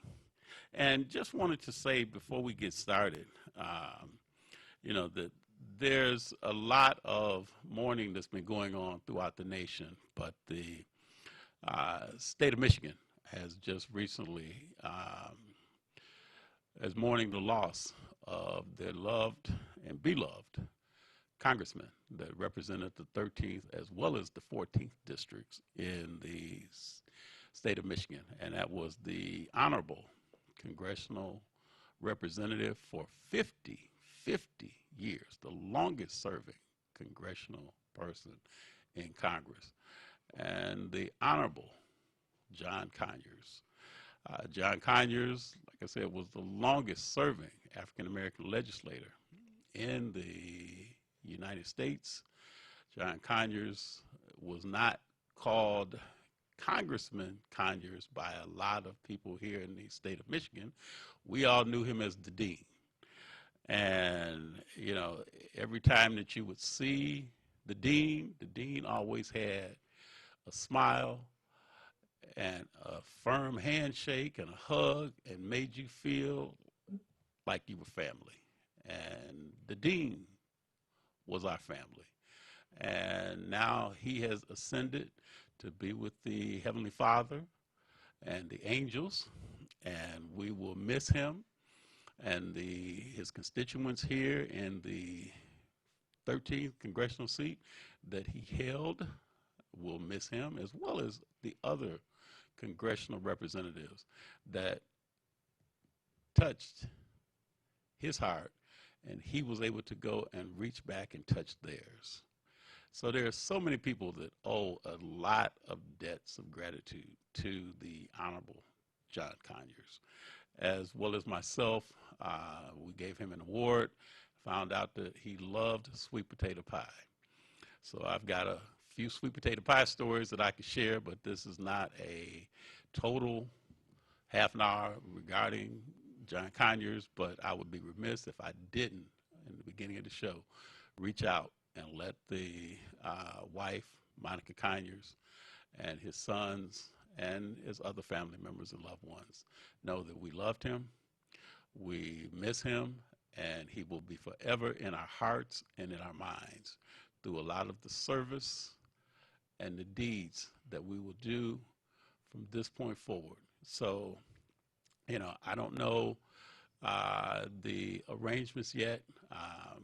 This, occurred on Sunday, and so I'm sure that as the funeral arrangements are going to be set, that there will be more information that will be disseminated out, not just through the local, medias as far as, say, Facebook, but also on the respective TV channels and the radio stations as well. So again, be on the news, watch the news, take a look, and I'm sure that there's going to be a very, very large outpouring of support for the Conyers family, as well as for the Conyers legacy that he's leaving in the great city of Detroit and other suburbs that he represented. So again, our hearts, our condolences, our prayers, and our thoughts and our sympathies are extended to Monica and to the family over their loss.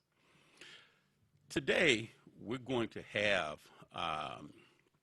the young man that I was going to have the mayor of the Honorable City of Highland Park on the show, but there's going to be a debate today at 6 o'clock that's going to be aired live in WHPR TV 33.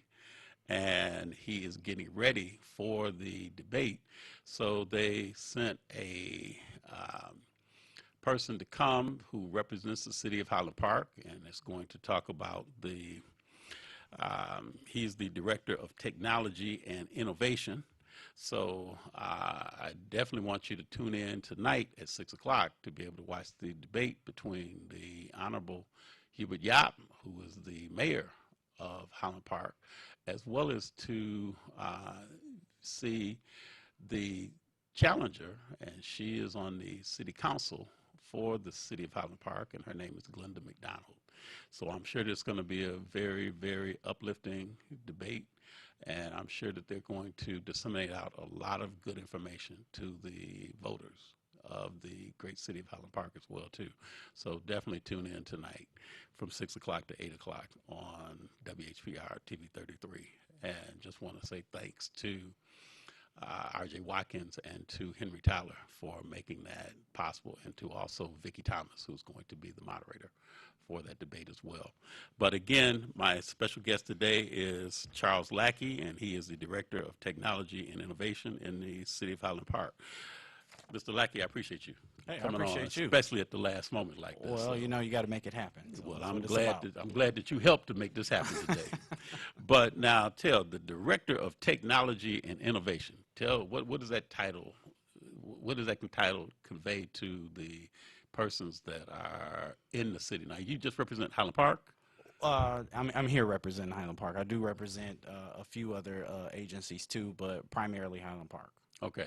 So tell, what does your title, what does that entail, your duties and responsibilities to do? So in 2019, and the year we're in, when you look everywhere you go, everything you do has something to do with some form of technology. Correct. And it's my responsibility to ensure that our municipality, our city, the great citizens of Highland Park benefits from that great technology. So we want to ensure that that we're adapting technology around services.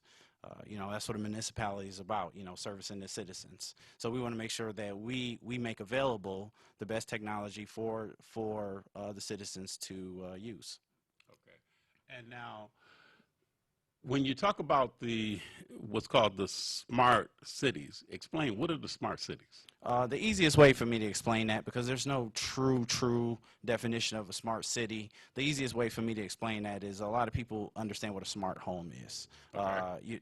Where you may have a special lock on your door that allows you to open with an app, or you can remotely start your furnace or your air conditioner from home. Well, a smart city is kind of the same thing, except it's serviced towards the citizens. So whether it's a portal that you can log into and you can monitor your water usage, whether it's the ability to get Wi-Fi at the public parks, whether it's the ability for a municipality to increase its core services. For instance, we have an initiative that we've been diligently working on for the last 3 or 4 months, the Blue Light program. Our blue light program is it's a public safety initiative that allows the police department to enhance the way that they do their services. So you know, it would be nice to have a police officer on every corner, on every block at all times, but in reality, you know, no municipality is able to service their citizens that way. One thing that you can do, though, is that you can definitely deploy the technology in neighborhoods in places where you have a large aggregate of people that, you know, transient people that are going to different locations in order to expand your police services. So for instance, when we look at our data, we look at our crime data, and we say, okay, you know, the majority of this kind of crime happens at this kind of establishment. So let's make sure we put a camera there, and then we pay special attention to that camera. Some of the other things that we also can do is there's an initiative called IoT, and IoT basically is when you're able to take technology-driven sensors and devices and take that data and use it in your serviceability model. One aspect that we have in our blue light program is, for instance, if a business has an alarm system on it and that alarm system triggers for whatever reason, in our blue light center, our operators will get that trigger before the operator of the alarm company even has an opportunity to call into the police department. So that's going to trigger that location's cameras. It's going to open up the cameras. It's going to say, you know, this is the time the alarm went off. Here's the footage from the location when the alarm went off. And then we can take appropriate action based upon that. So how are you going to decide where these blue lights are going to be positioned at? Well, so phase one of this program is businesses. Okay, so though, you know, the gas stations, the stores, you know, whether a church could subscribe to it, a school could subscribe to it, you know, the places where the public go.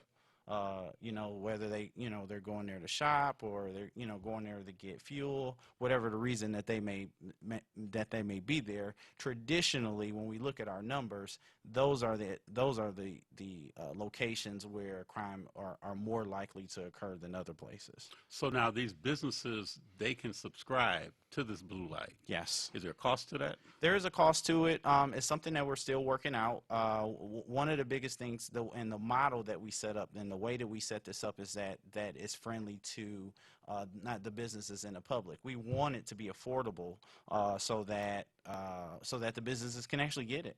You know, we don't want astronomical rates or astronomical amounts that, you know, small business owners can't afford. So we've worked out a deal with some service providers in order to ensure that it's a sustained model, that it's something they can get and that they can keep it and that they get benefit to it as well as the municipality and the police department. So what kind of response time then, if the business has a blue light on their establishment, what kind of response time does that give to the first responders when they would see something going on or a crime that may be, you know, in the act of being committed? Is that, I'm taking it that increases the time that they get to that business? It decreases. It decreases the time that But I'm saying it increases the time that they would get. They would make it to where they would be faster to be able to get there. Okay. And now, so the thing is that the recognition, the clarity of those cameras, I mean, pretty much like on point, because just like how the green light is there in Detroit on businesses in Detroit. So this has the same kind of facial recognition that those green lights would have. So one thing that we didn't do, and the only reason that this is not even a topic or not even a feature of our program is because, and I'm sure you've seen it, facial recognition has a lot of controversy. Correct. The controversy comes from its ability to not be able to truly recognize a person's identity. And there were some things that had to do with the color of one's skin, right? Where if a person was either too dark or too light, the software and the algorithm that the software used wouldn't be able to recognize that person as if it could someone else of a different skin tone. Right. That was something we did not want to get into, and something we didn't get into. So we did not do facial recognition. The software does not come with it.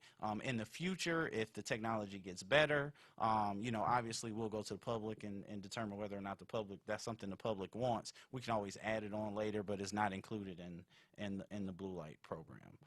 We do have some analytics, though, because that is what that is analytics, where it can recognize types of cars, colors of cars, makes, models, years, that kind of thing. And those are important tools in crime fighting. If we got a crime that occurred in a certain area and, we had a witness to say, well, I know it was a white car, right, that I thought I saw leaving the area. We can use the software and isolate that color vehicle, and we can ask the software to only show vehicles in that area that in the times they left and came and that kind of thing. And so from an investigation standpoint, it allows us to again utilize it as a tool. This is not something where we're looking to replace police officers with. This is an enhancement to the existing tools that already exist. So now, does it have the capability, let's say for example, if a crime was being committed and you wanted to have the person that was on the other side of the camera to be able to hone in and be able to see like a license plate or something like that, is that what this blue light capability is able to do? Yeah, so the cameras that we're deploying are high definition cameras, and just like you mentioned, green light, how they have high definition cameras, similar technology. Yes, you'll be able to, if it's in camera sight, that the operator will be able to see the license plate. Yeah, absolutely. That's one of the, that's a piece of identification, and that's something that could certainly help solve a crime or whatever else that information may be needed for. So now, okay, Mr. Lackey, so they're able to see the crime as it's being committed. So let's say if it's a business that somebody has broken into, they can then pretty much like be able to, with the high definition camera, to be able to go in and focus in on that perpetrator's face, or to be able to the perpetrator gets into his car or her car, and they can hone in on the license plate, and then possibly be able to go and help the law enforcement personnel to be able to track that individual a little bit, like we were saying, quicker than normal. Correct. So not only that, but another capability that the software has is that in our scout cars, and we actually just rolled out some brand new 2020 Explorers, which we're very proud of. Very hard work to get those here in Highland Park. Those officers actually have the capability of looking at. That's what I was going to ask you. Yeah, those cameras in the car as they're en route to that location. So not only do you have the blue light operators that are in the dispatch center, is going to be located at City Hall, looking at the footage, but you also got the responding officers too. And having that kind of real-time data to someone who works in law enforcement is paramount. And being able to get to that suspect, or even it doesn't necessarily have to be a suspect. It could be someone in the medical, that's having some medical emergency. Problem. Correct. Yeah. Well, another thing I want to highlight in our system is that at the locations, they have an option to add what we call a virtual policing, and we can actually place a public address system that's connected to the system on the business that will allow the operator or officer to talk to whatever the situation may be there, whether it's a perpetrator and they can stop a crime, whether it's somebody who has a medical condition and we're just reassuring them that help's on the way. We'll be able to have that kind of that two-way talk audio too, if the business wants that. So again, we really thought this thing through. We did take a look at other programs, including Greenlight, and we thought about how could we add some additional features, improve upon what can we do different to make this thing more efficiently, and that was an important part. Highland Park already has a great response time. So from the time that we actually received the call from Detroit Dispatch, because that's who dispatches us right now, it takes us about 2 to 2.5 minutes to respond to a call. And that's our average, and we're proud of that. 2 to 2.5 minutes. Two That's and pretty good. from the moment that we get the call from Detroit Dispatch. So that's our average time for calls for our scout cars to get to the location. So now, what is in terms of, say, when we talk about like the crime rate? I mean, where is it as far as, say, on the general spectrum? Is it high? Is it low? Is it going down? Is it increased?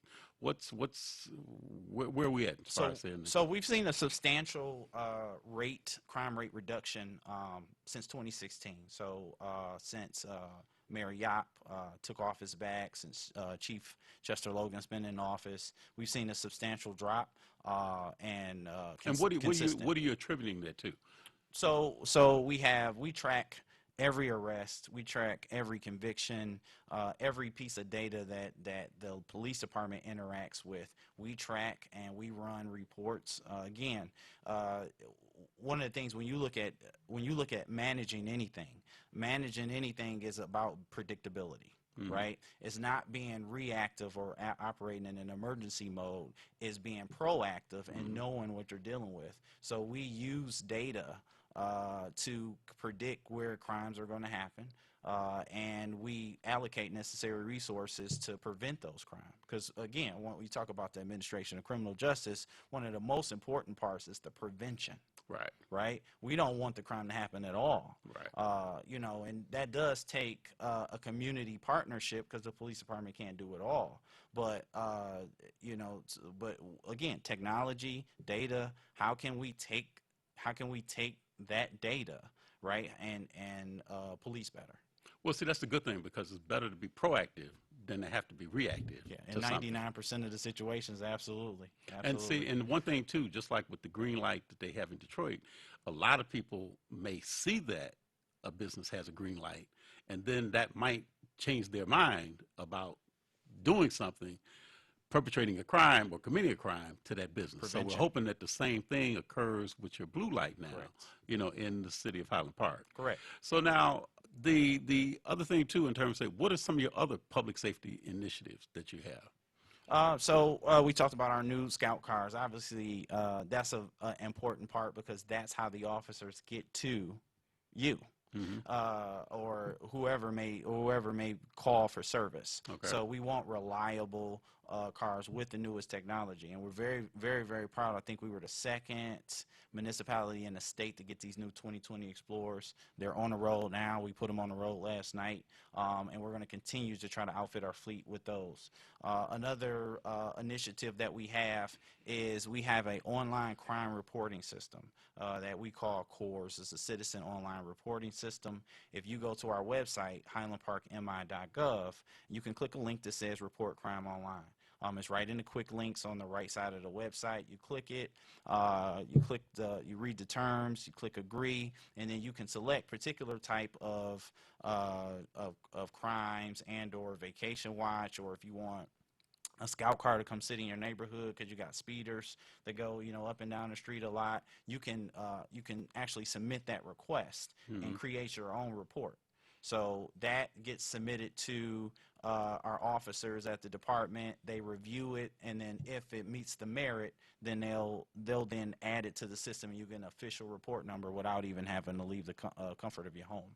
So now, do you have some of these blue lights already established on some of the businesses now? So we have a few demo sites. When we talked about doing this a few years ago, our rec center, our recreation center, Tim Pickin, if you go by there, we have a camera system, high definition camera system there, with a few flashing blue lights. We have a few in City Hall. We have some at our mini police station. This was kind of a trial, a test trial. Let's see how it works. Let's see how what can we get out of it. And we've actually used it to solve a few vandalism crimes and help out in some other crimes too. We had a hit and run not too long ago right by City Hall, and we were able to view the footage of how that actually occurred. Now, if a business or business owner, or even a Now, do you also have these on homes too, or just primarily is designed for the businesses? So phase one is the businesses, commercial properties, and again, it's really about what the public wants because you know you have to balance. You talk about the Fourth Amendment right? You have to balance the government, Big Brother per se, right? Versus if the majority of the people want it, then we'll do it. But it's up to the people, this is a democracy, so that's the dependability. But as far as the capabilities to do it, yeah, absolutely. Yeah, because I think that's everybody's concerned about Big Brother watching them, Right, Right. right. But now, in the short period of time we've got left, if there's a business or a organization that wants to go and acquire or be on the list to be able to have a blue light put on their establishment, what is the information that they would give? Can you look at the camera and just tell what's the information that they would have to adhere to? Okay, so as of right now, so we're in our final stages of approval with City Council with our blue light program. Right now, we're trying to get the word out. We want everybody to know what we're trying to do, and that was one of the things that City Council wanted us to establish. So when this gets approved, if the council so chooses to approve it, which I believe is in our next council meeting, we will outline the steps that a business would need to do. If they're just interested and want some general information, they can go to our website at highlandparkmi.gov and to click the contact us form, and either myself or somebody will get back with them and give them the information that's needed. So I think that's a very admirable step towards trying to do crime prevention in Highland Park. Yeah. So I guess I'd have to really commend Chester Logan as well as Hubert Yap, the mayor, to make certain that they're doing everything and they're doing the due diligence to make sure that they keep the residents of Highland Park safe. And as you know, our mayor was a former police officer himself. Chief Logan served as chief of Detroit, before he came over and served the citizens of Highland Park. They are both 100% behind this, and that's what it's about: safety of the citizens. And I think all the elected officials, especially considering they live in the community, are about safety of the citizens and constituents. So that's what I'm here to serve. At their behest and serve the citizens. Well, I do want to thank the Honorable Alexis Ramsey for allowing, you to be a substitute for the mayor who couldn't, who's getting ready for the debate tonight, for you to be able to come on the show today. So again, I appreciate you, Alexis, for, allowing Mr. Lackey to be on the show today.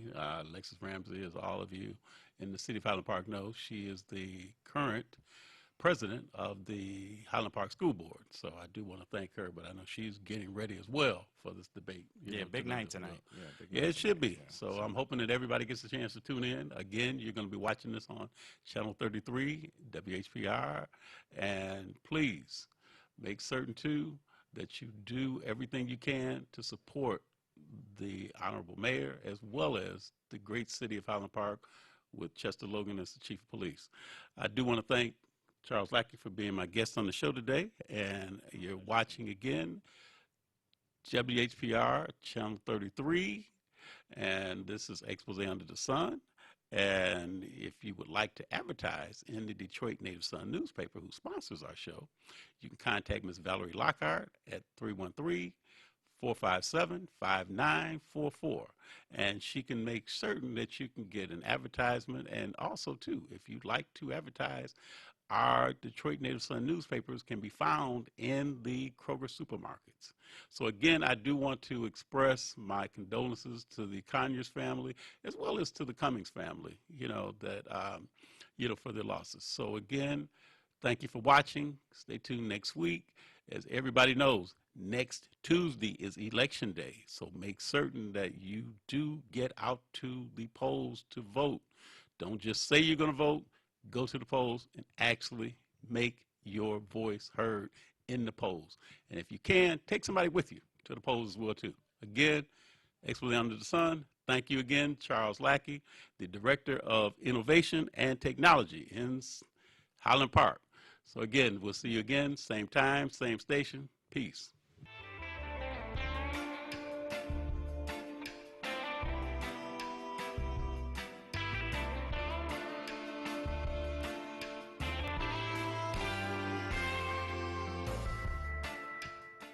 Hi, this is LaWanda. This is R.J. Watkins. Coming to you to bring you some information about the #1 detox in the nation, Lemon Burn. Lemon Burn helps to turn the fat into fit. It's for you, a happier, healthier you, because you know healthy is the new beautiful. An all-natural way to improve your health. It promotes a healthy digestive system, attacks and reduces belly fat, as well as gives you energy. And to get yours today, call 313-868-6612. Don't forget to exercise and eat right.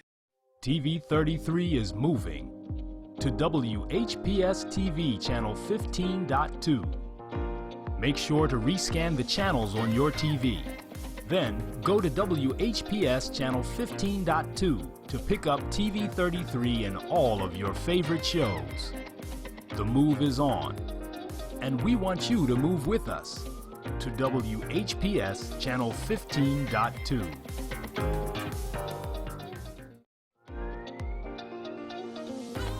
You're watching WHPS, Highland Park, Detroit.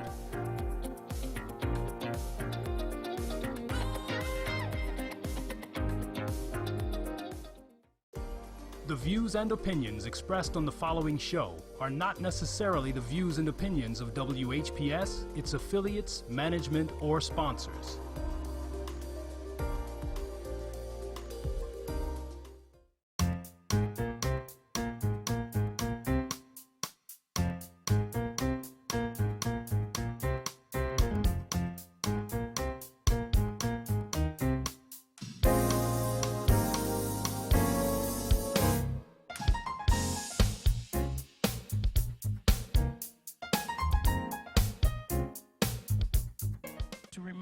Welcome to Urban Review, and welcome to the show brought to you by the Center for Urban Youth and Family Development and sponsored by the Coalition for Urban Youth and Family Development.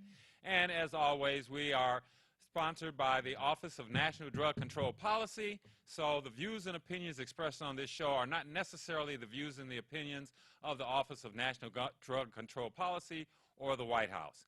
Thank you for watching us today, and we're very happy today to have one of my very best friends and one of my colleagues in the wonderful world of substance abuse prevention, and that is none other than Mr. Emmett Mitchell, the founder and president and chief executive officer of the Milestone Agency. How you doing today, Emmett? I'm wonderful. Thanks for having me on, Brother Harbaugh. Thank you for being here. I finally made it. Thank you. Yeah, well, you know, hey, we've got a long list of people that we want to bring on the show that are doing some phenomenal things around the city of Detroit. And we know that you have a very, very big event coming up this coming Monday, or actually every Monday, from 6:30 to 8 p.m. over at the new St. Mark Baptist Church, which is located at 24331 West 8 Mile in Detroit. And you give a forward-thinking Monday. So tell us a little bit about that, and tell us about the Milestones Agency. Okay, so I'll start with the Milestones Agency. So my prevention career began with People's Community Services. Okay. Tom Cervenak, Deborah Mitchell. And I was able to serve using the Botvin Life Skills curriculum. Right. And I was able to master that and move up the ranks, and I became the prevention director. And then eventually I moved over to Alternatives for Girls and was the associate director of prevention there. Then eventually I was able to acquire enough of a skill set to go out and venture and develop the agency, the Milestones Agency. Fantastic. Absolutely. And we service black boys ages 5 to 18. Okay. And our SSL training program and our Forward Thinking Mondays, particularly are for boys about 9. To 18. We work with the younger boys in the prevention space during the summertime, during summer camp. And we're real proud and happy this program is in conjunction with Excellent Intentions Male Mentoring, and we partner with them and New St. Mark Baptist Church to bring the boys programming 4 days a week, 4 days out of the month, every Monday. The first Monday, we'll just have regular prevention programming. Okay. The second Monday of the month, we will have a speaker.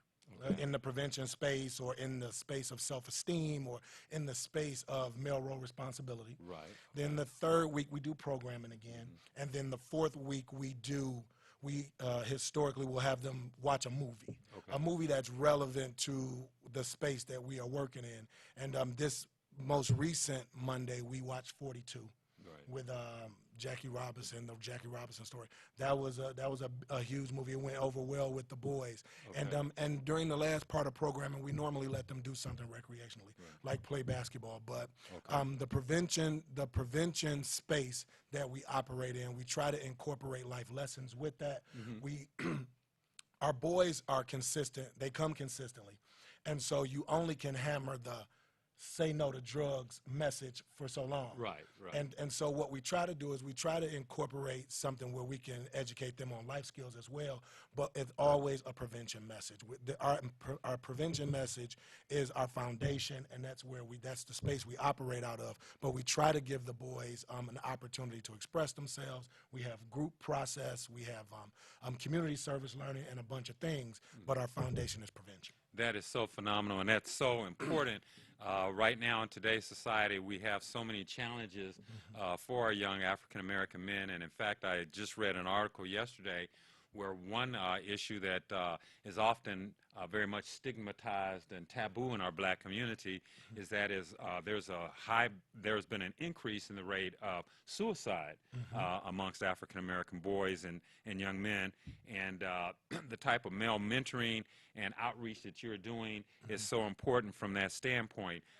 Now, we know that you guys are located on the west side of Detroit, and you're focusing on that community. What are some of the specific issues that you guys are facing right over on Detroit's west side, southwest side? Well, some of the things that we attempt to tackle are the issues that would lead a young man to move into a stressful environment, and that would lead him to want to remedy that with substance abuse. And so that could be issues at home.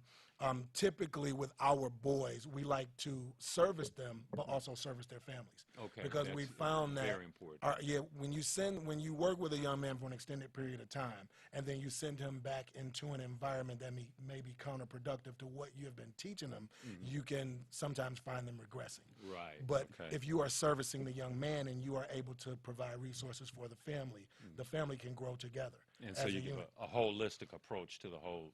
Absolutely. Something that you just spoke about, the suicide rate among our boys, something that I think that we miss sometimes are the co-occurring disorders. I agree. And so let's take young man A, for example, who abuses marijuana. But he also has mental health issues. Right. And he is sent to a psychiatric facility, and he is given psychotropic medicine. When he comes home, someone will believe that the psychotropic medicine is the thing that has remedied his issues. But in reality, it was because he didn't have access to the substance. Right. And I think that we should pay more attention to our young men who have substance abuse issues in conjunction with psychiatric issues, and get the substance abuse issue under control first to determine best practices to deal with them in the psychiatric space. Because oftentimes when you take the boys off the substance, they can heal better. They're in more of a healing space, and sometimes the psychotropic medicine is not even necessary. Absolutely. And today, the potency and the additives that are in the marijuana are making it extremely addictive. It's not the marijuana that some of us might have tried when we were in college back in the 70s. This has been upgraded and bred to be more intense, more intoxicating, and the impact is very, very intense on the young people. And we are finding more and more young people that are having to admit that they are addicted to the substance. Absolutely. And oftentimes we don't realize what addiction is, but addiction is when you are continually utilizing a substance regardless of the consequences, which could include physical harm to yourself. Absolutely. And we're finding that a key issue. That's what struck me as interesting with all of the intelligent people who voted in favor of Proposal 18-1. Because if you use the anecdotal evidence in front of us, and the eye test shows you that the potency of the marijuana has increased exponentially. Yes. That's the first thing. And social acceptance, legalization breeds social acceptance. Right. And even if I were to abuse a substance, I'm not going to I'm not going to vote to have that substance legalized because of the impact that it would have on children. Right. And so without having to come for or be heavily judgmental over those who choose to partake in legal marijuana, at the same time, I think that it would be to our advantage to make certain that we have a zero tolerance policy for our children using marijuana younger than age 21. Right. And I think it is very important. And I think that the lines are becoming blurred. Yes, absolutely. For our children. Absolutely. Because legalization breeds social acceptance, especially when you are young and you are not as developed in how the world works. Right, and the reduced perception of risk that is prevalent within our community now, because our young people are being bombarded with positive messaging, billboards that are positive. You're seeing all of this proliferation of outlets and retail facilities in our community, and it reduces the perception of risk. There must not be anything wrong with this if it's out there. Yeah, absolutely. Yeah. So that's a key element. I want to just shift gears just a little bit to talk about your book, Game on Consignment, a tremendous work. And can you just tell us, give us a little backdrop and a little framework about the book and how we can get access to it? Absolutely. So Game on Consignment, The War on Poverty, Ignorance, and Depression, it's 11 chapters of, we've taken a multitude of issues and challenges in the black family, in the black community, and we propose solutions to those issues. We talk about education, we talk about wealth building, we talk about male role responsibility in the household, we talk about building strong, healthy, non-toxic relationships between man and woman.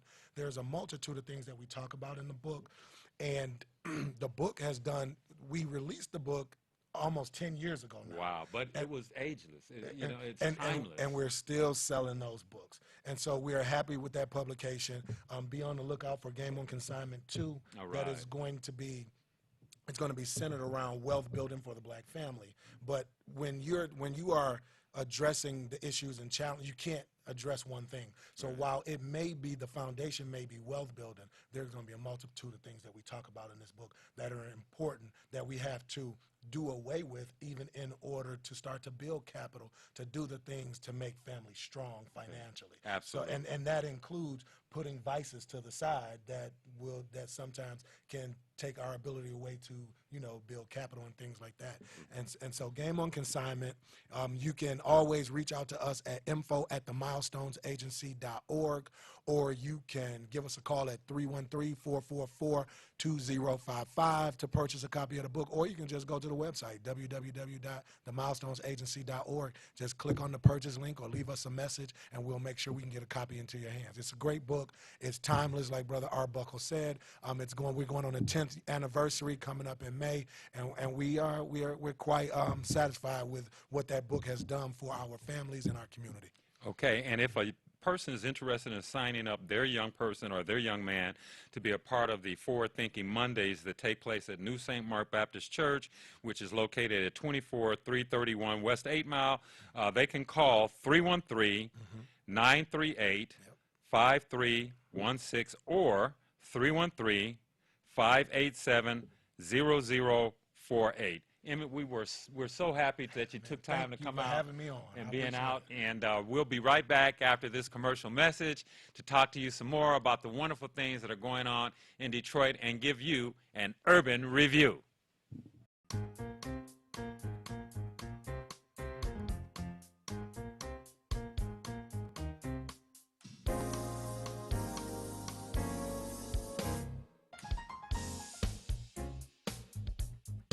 The non-medical use of prescription drugs, including opioids, is a growing concern in our communities, affecting all ages, including our youth. If the medication wasn't prescribed to you or has expired, don't take it. If your name isn't on the bottle, it's not meant for you to swallow. Addiction is real, and lives are being ruined. Or worse yet, lost. Visit PreventionDetroit.org/opioids to find prescription Dropbox locations. Your love, your aim is forward. You will love your Avis Ford, because at Avis Ford, we make it easy to get you your no money down monthly payment right over the phone. We call it Shop by Phone, and it's the best way we know to get you your payment options fast. You want leather and a sunroof? How about an upgrade to all-wheel drive? Just give us a call. Shop online, shop by phone, or visit us at Telegraph at 12 Mile. Call 1-800-SHOP-FORD. Meet Danny, high school senior, 17 years of age, all-A student. Danny is just now finding out he scored 1,490 out of 1,600 on his SAT. Danny's friend decided to ask, "How did you do it?" Danny replied, "I believe every day is a test. To fail or succeed, you choose." The effects of vaping is the one test that Danny chose not to study for.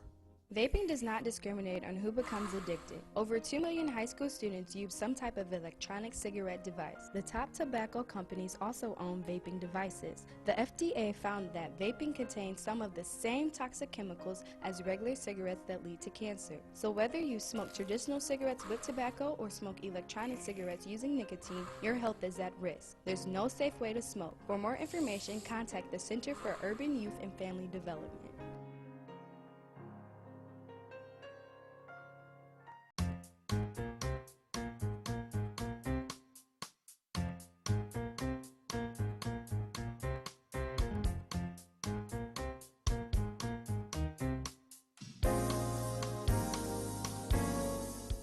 Welcome back to Urban Review.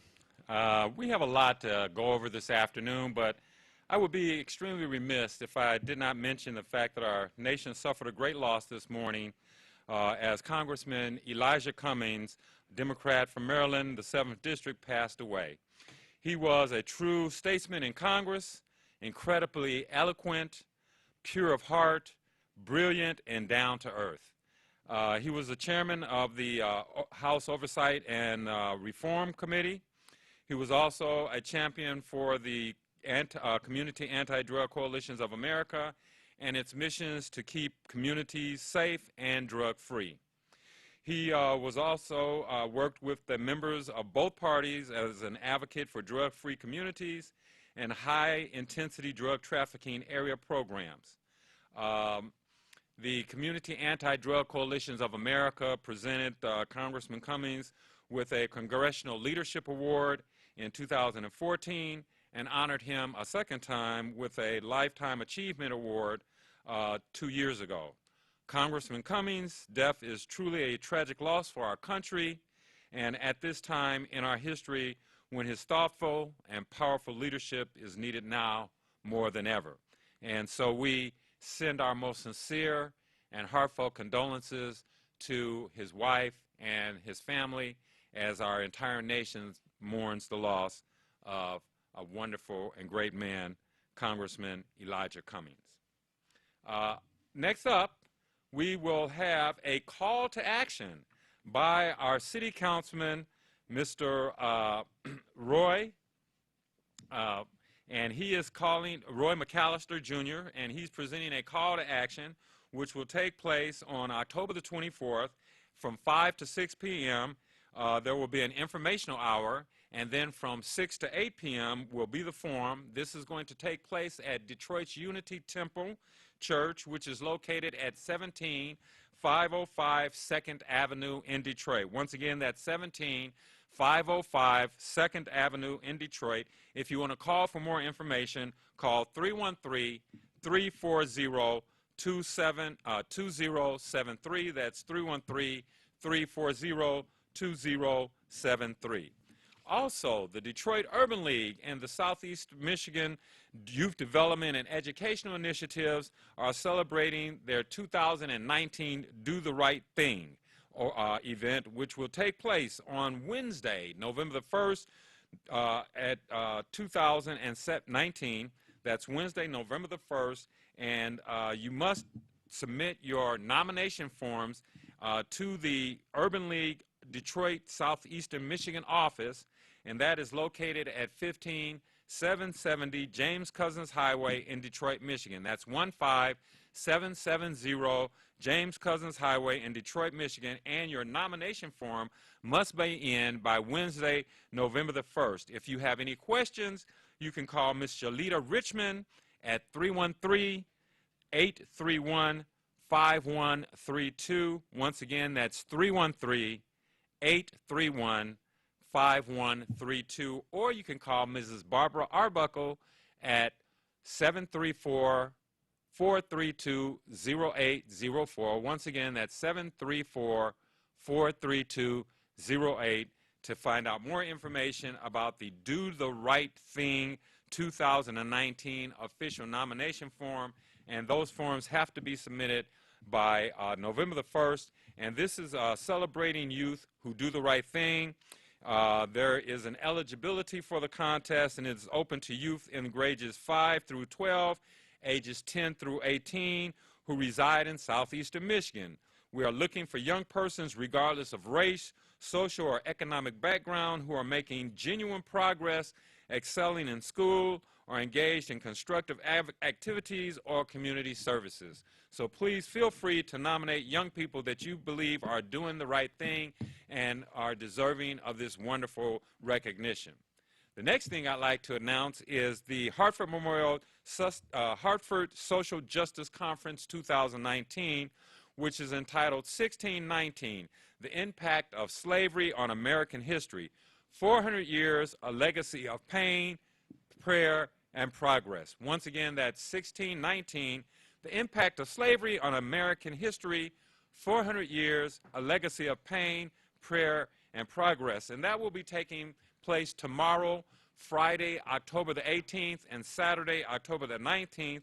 On Friday, from 5:30 to 7 p.m., they will have the wonderful reporter from WXTYZ TV, Bill Proctor, and he will be a panel discussion leader, and the movie Brothers Future will be discussed during the panel.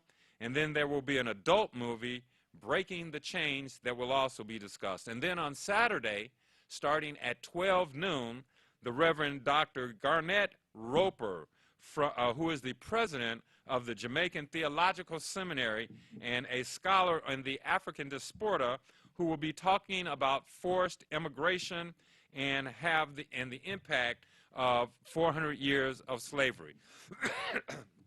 The donation is $25 for adults, $15 for students, and the Center for Urban Youth and Family Development is sponsoring 2 tables. So please contact us if you're interested in attending this wonderful event. And once again, that will be taking place on Friday, October the 18th from 5:30 to 7:30 p.m. and on Saturday, October the 19th from 9 o'clock until noon at the Hartford Memorial Baptist Church, which is located at 18700 James Cousins Highway. As you know, the Coalition for Urban Youth and Family Development meets every month on the 3rd Thursday of the month. Our meeting begins at 6 o'clock p.m., and we are focused on creating a drug-free community on Detroit's west side. We are working with other organizations and other individuals to collaborate and develop a comprehensive strategy that we will have the ability to execute and try and bring about a change on Detroit's west side.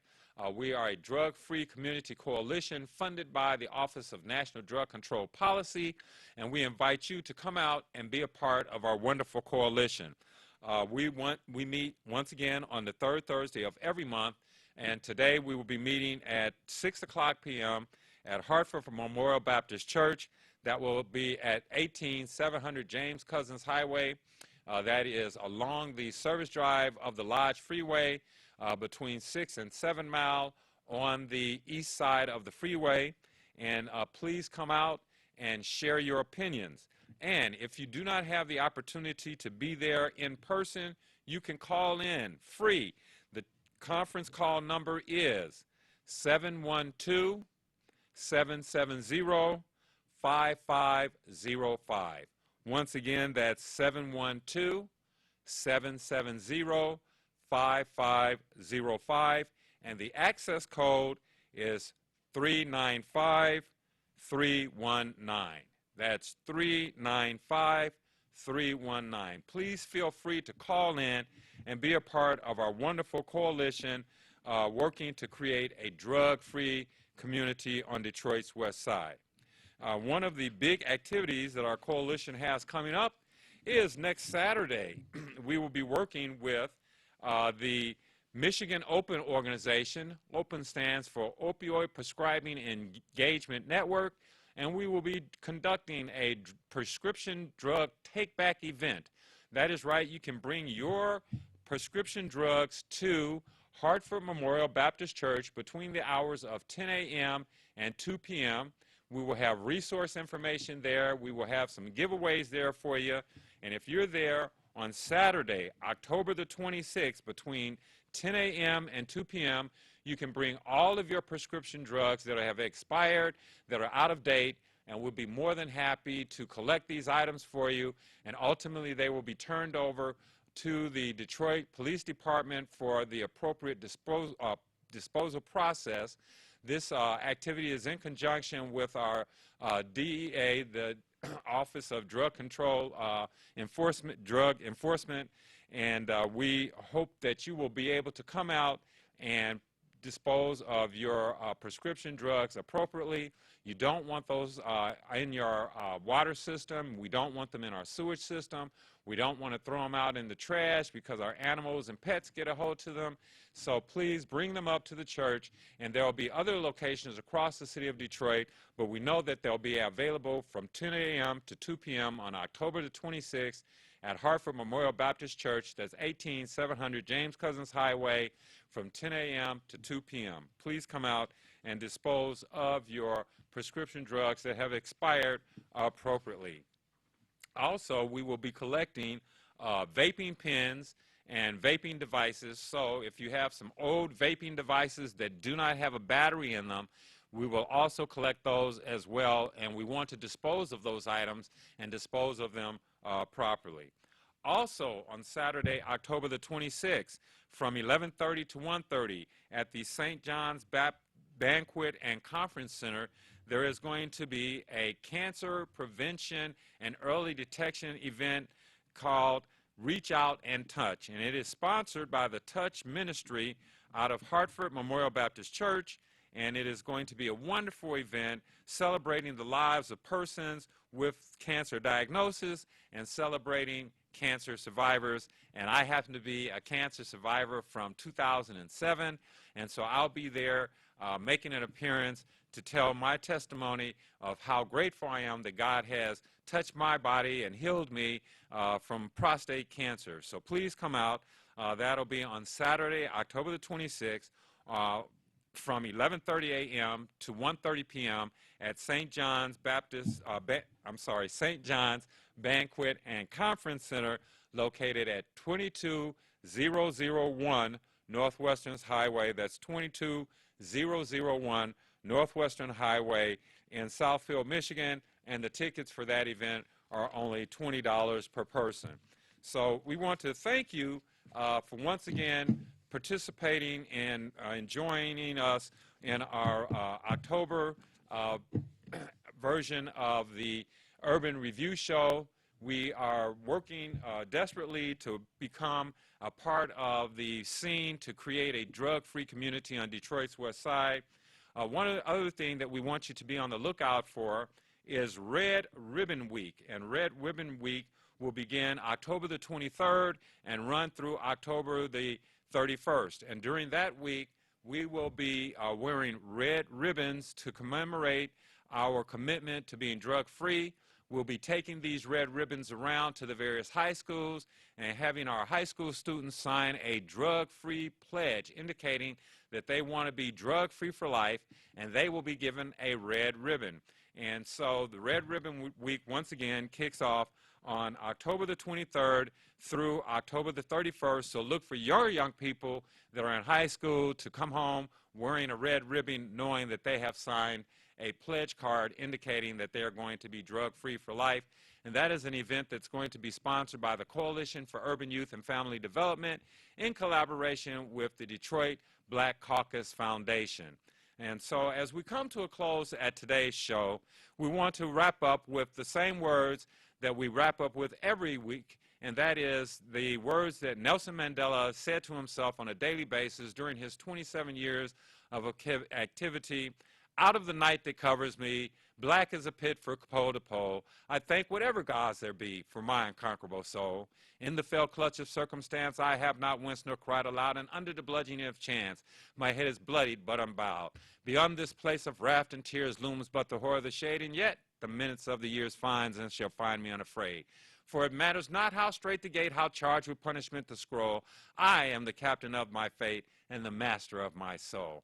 And then we close out saying to keep hope alive, keep trudging forward, and know that when you're up against the trouble, meet it squarely face to face. Plant your feet, set your shoulder, lift your chin, and take a brace. And if the worst is bound to happen in spite of all that you can do, you may fail, but you may conquer. See it through. Black may be the clouds about you, and your future may seem grim, but don't let your nerve desert you. Keep yourself in fighting trim. And if the worst is bound to happen in spite of all that you can do, remember, running from it will not save you. See it through. Even hope may seem but futile when with troubles you'll be set. But remember, you're simply facing what other men have met. So if you fail, fall, still fighting, don't give up whatever you do. Keep your eyes to the front, head high to the finish, and see it through. Thank you for watching Urban Review.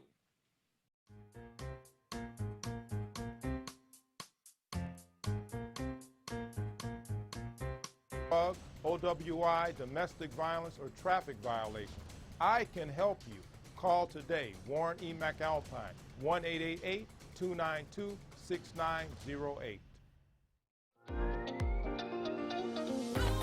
You're watching WHPS, Highland Park, Detroit.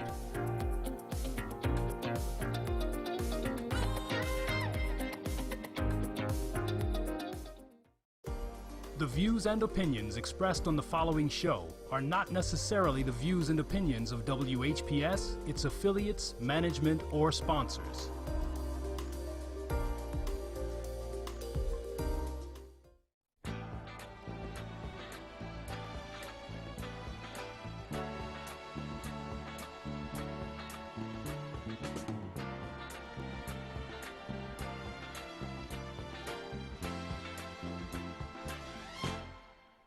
When I was 17, I ran away from home and from everything I had ever known. I was sick and tired, living in a town filled with narrow minds and hate.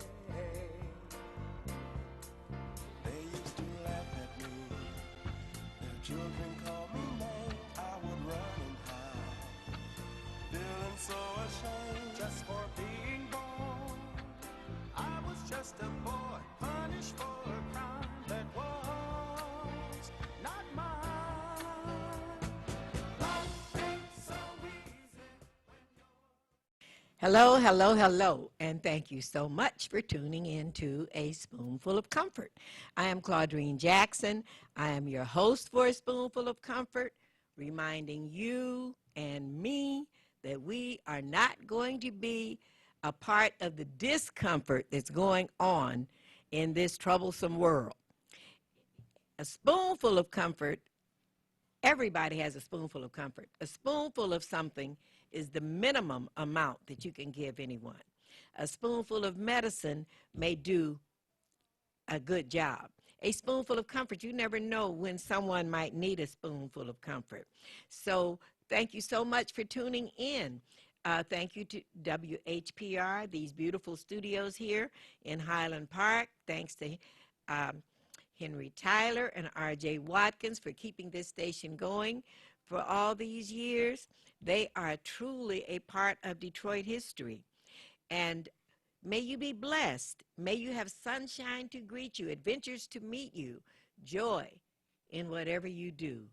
May you have God's presence to guide you, and good friends beside you, and blessings all your life through.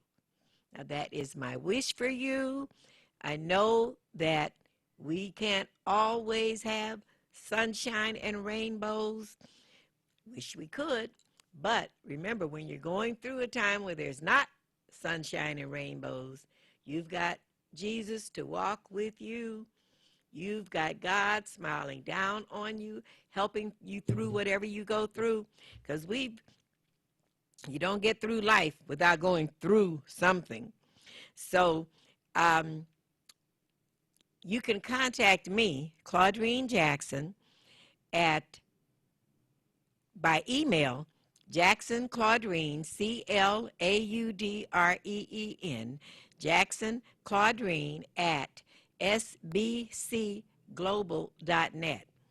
You can contact the Purvis Jackson Foundation at P.O. Box 04422, Detroit, Michigan 48204, and we are also on Facebook. So, you know, I've been very happy about a song of mine. Well, it wasn't a song. It was a poem that I wrote. It's featured in my first book of poems, Let There Be Light. It's a poem called Almost. And my husband was going through the book, and he chose Almost to sing. So he sang it put it with a reggae beat, and surprised me with it many years ago.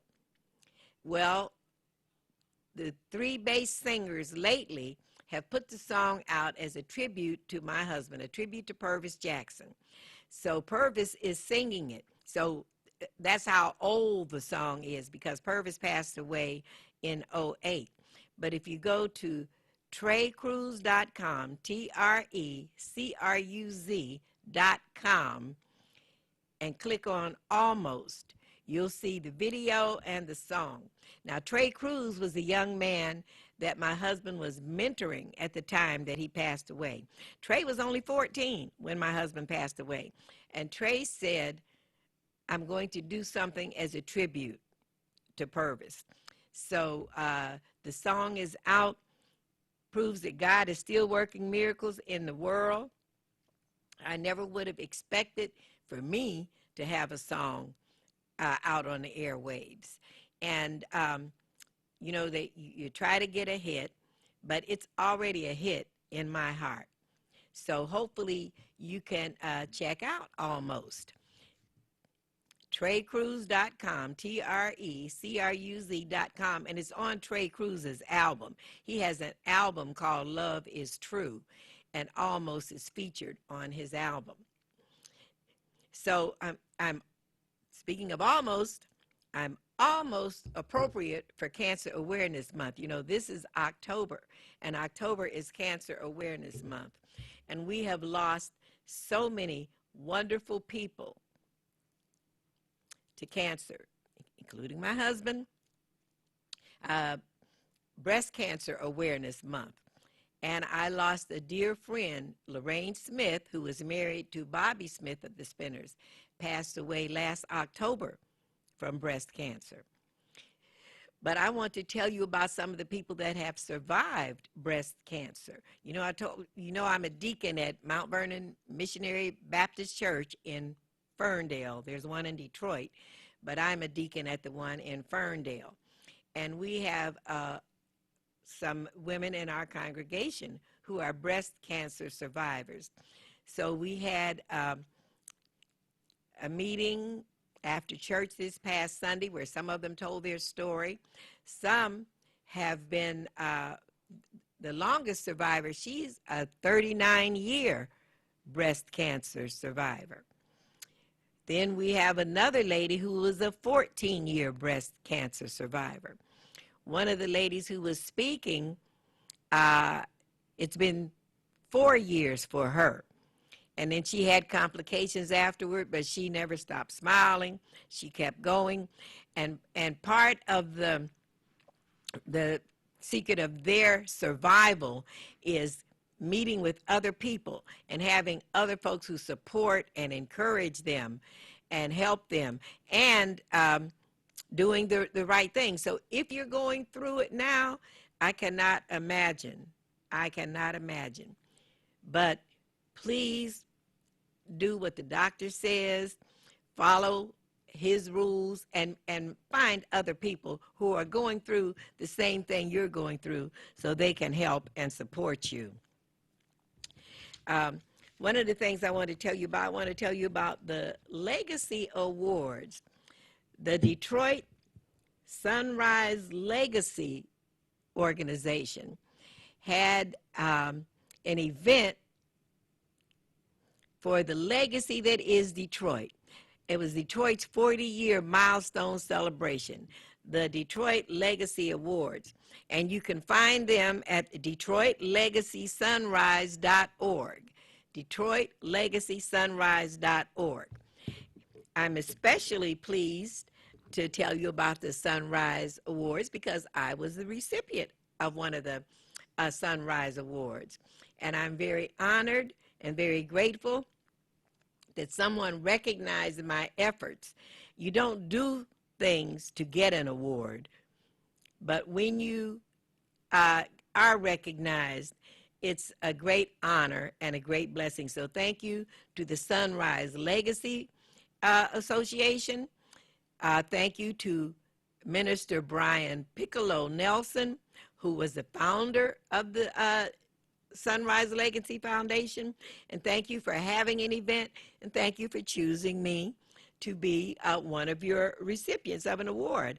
I'm very, very blessed and honored to have been chosen. The Sunrise Legacy Awards, this was it's a new organization. This was their first event. So thank you for people recognizing the folks in the city of Detroit who are trying to make a difference and trying to bring forth positive energy. I've told you about the Purvis Foundation. Now, that's the reason that I do media. I do this TV show and I do a radio show. And my son, you know, my other book is called Inspired by Autism. Inspired by Autism. This book, you can actually get it here at WHPR 160 Victor in Highland Park, and it's called Inspired by Autism because my son has inspired me.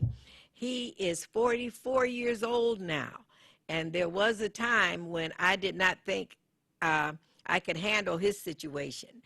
And the reason I wrote the book is because for 10 years, I was in a deep depression. I was very depressed about my son and about his situation. And I was also depressed because I couldn't cure him. You know, a lot of people with autism manage to come out of the autism. It takes a lot. It takes physical therapy, occupational therapy, speech therapy, takes many things. But my son was on the lower end of the spectrum, so he could not, these things didn't work on him. So that was my big depression. I thought, if anybody else cured their child, I'm going to cure mine. But I was not able to, and he was the inspiration for the Purvis Jackson Autism Foundation. We have helped over 800 parents since we were founded. We were working on it when my husband passed away in 2008, but he did not live to see it actually implemented and going into effect. So the two Purvises, the one up there and the one down here, they keep me moving. And I mentioned one day to someone about the Purvis up there, and they said, well, now that's debatable. Well, it's not debatable to me. I know where my husband is. I know what kind of heart he had. I know what kind of man he was. He was not perfect. He had his flaws, but he was a good man. And he was the one that mentored me and causes me to do these things. He is from Motown, and Motown had something that a lot of record companies need nowadays. Motown had what's called artist development, where they taught their artists how to behave not only on stage, but off stage, how to meet people, how to conduct themselves. So Purvis was always coming home from artist development and trying to develop me. And I was always saying, Purvis, I'm not a celebrity. And he would say, one day you're going to be glad I'm telling you this. And he's right. He's gone, but the foundation, the seeds that he planted for me, for the Purvis Foundation, are still working. I want to share with you some of the scriptures that keep the Purvis Foundation, that are our guiding principles, and that we look out for, and things that keep us going. So I'm going to take a short break. I'll be back with you in a minute and share with the scriptures with you and some of my son's art. Thank you for sticking with me.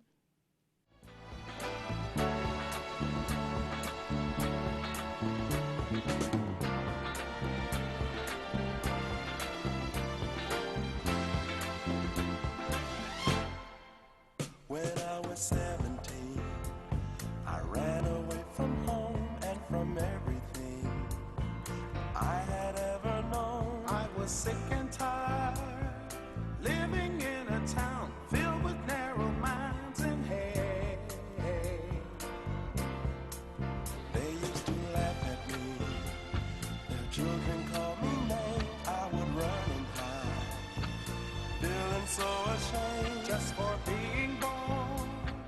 I was just a boy, punished for a crime that was not mine. Life ain't so easy. Now, I was talking about the Purvis Foundation and Purvis Jackson Jr., who inspires me to do what I can, because he's handicapped by autism. And at his age, he still he cannot talk, he cannot read, he cannot write, he cannot live independently. If he's out on the street, he could get stopped by the police. He's never out on the street because he's very well watched and protected. But he did walk away. He walked away from me. And when he walked away, the police were called on him. So it could have been a much worse situation. I could have been one of those parents on TV crying about my child, because he's not going to respond to raise your hands. He's not going to respond to halt. So that has worried me, and it still worries me, because he's a big, intimidating-looking black man who is not going to respond. And people will call the police on folks such as my son because it has happened. So that's one of the things that motivates me to keep talking and keep trying to speak for him and others like him, since he cannot speak for himself. My son is one of the autistic people that you don't see. You see some people with higher functioning autism who can speak for themselves, but my son is one of the ones that you don't see. I want to show you some of my son's artwork. And if you look at this side, you'll see his level when it comes to writing. So he's very, very low level when it comes to writing. He is on the lower end of the spectrum. You know, autism is a spectrum disorder. And they say that the people on the higher end of the spectrum can realize they have autism and they can work to overcome it. But my son is not on the higher end of the spectrum. He does not even want to communicate. So this says Art by Purvis. I have to tell you what it says because you can't tell, but this is his art. And on my books, I use his artwork. On my blog, you see his artwork. This is some more of his art. He went through a phase of doing art every day, and I loved it. I was so proud of him. Every day when he came home from his day, this is more. And I've been saving his artwork because I was so proud of what he was doing. Well, I'm glad that I saved it because I was framing it and putting it on the walls. And then at some point, he started tearing it down. He would take it off the wall and tear it up. He does not have our frame of reference. He did not care about making money from art or being proud of what you did. I tried to instill pride in him that this is really nice. This is really something that you should be proud of. But he doesn't have that kind of frame of reference. So pride was not anything that enters even into his mind now. But I want to share with you some of the scriptures that keep the Purvis Foundation, keep us grounded and is our guiding principle. Matthew 25:40. Matthew 25:40. That which ye do for the least of my brethren, you do it also unto me. Handicapped children are the least of our brethren. Galatians 6:9. Be ye not weary in well-doing, for in due season ye will reap, if ye faint not. Proverbs 3:27. Withhold not good from them to whom it is due, when it is in the power of thine hand to do it. Withhold not good from them to whom it is due, when it is in the power of thine hand to do it. I am one of the more fortunate. I have been blessed. My son is one of the less fortunate. And doesn't God want those of us who are more fortunate to help the less fortunate? I know that's what he wanted from me, because he put one right in my house that I couldn't avoid, because I tried to. And Proverbs 11:25. Whoever brings blessings will be enriched, and one who waters will be watered.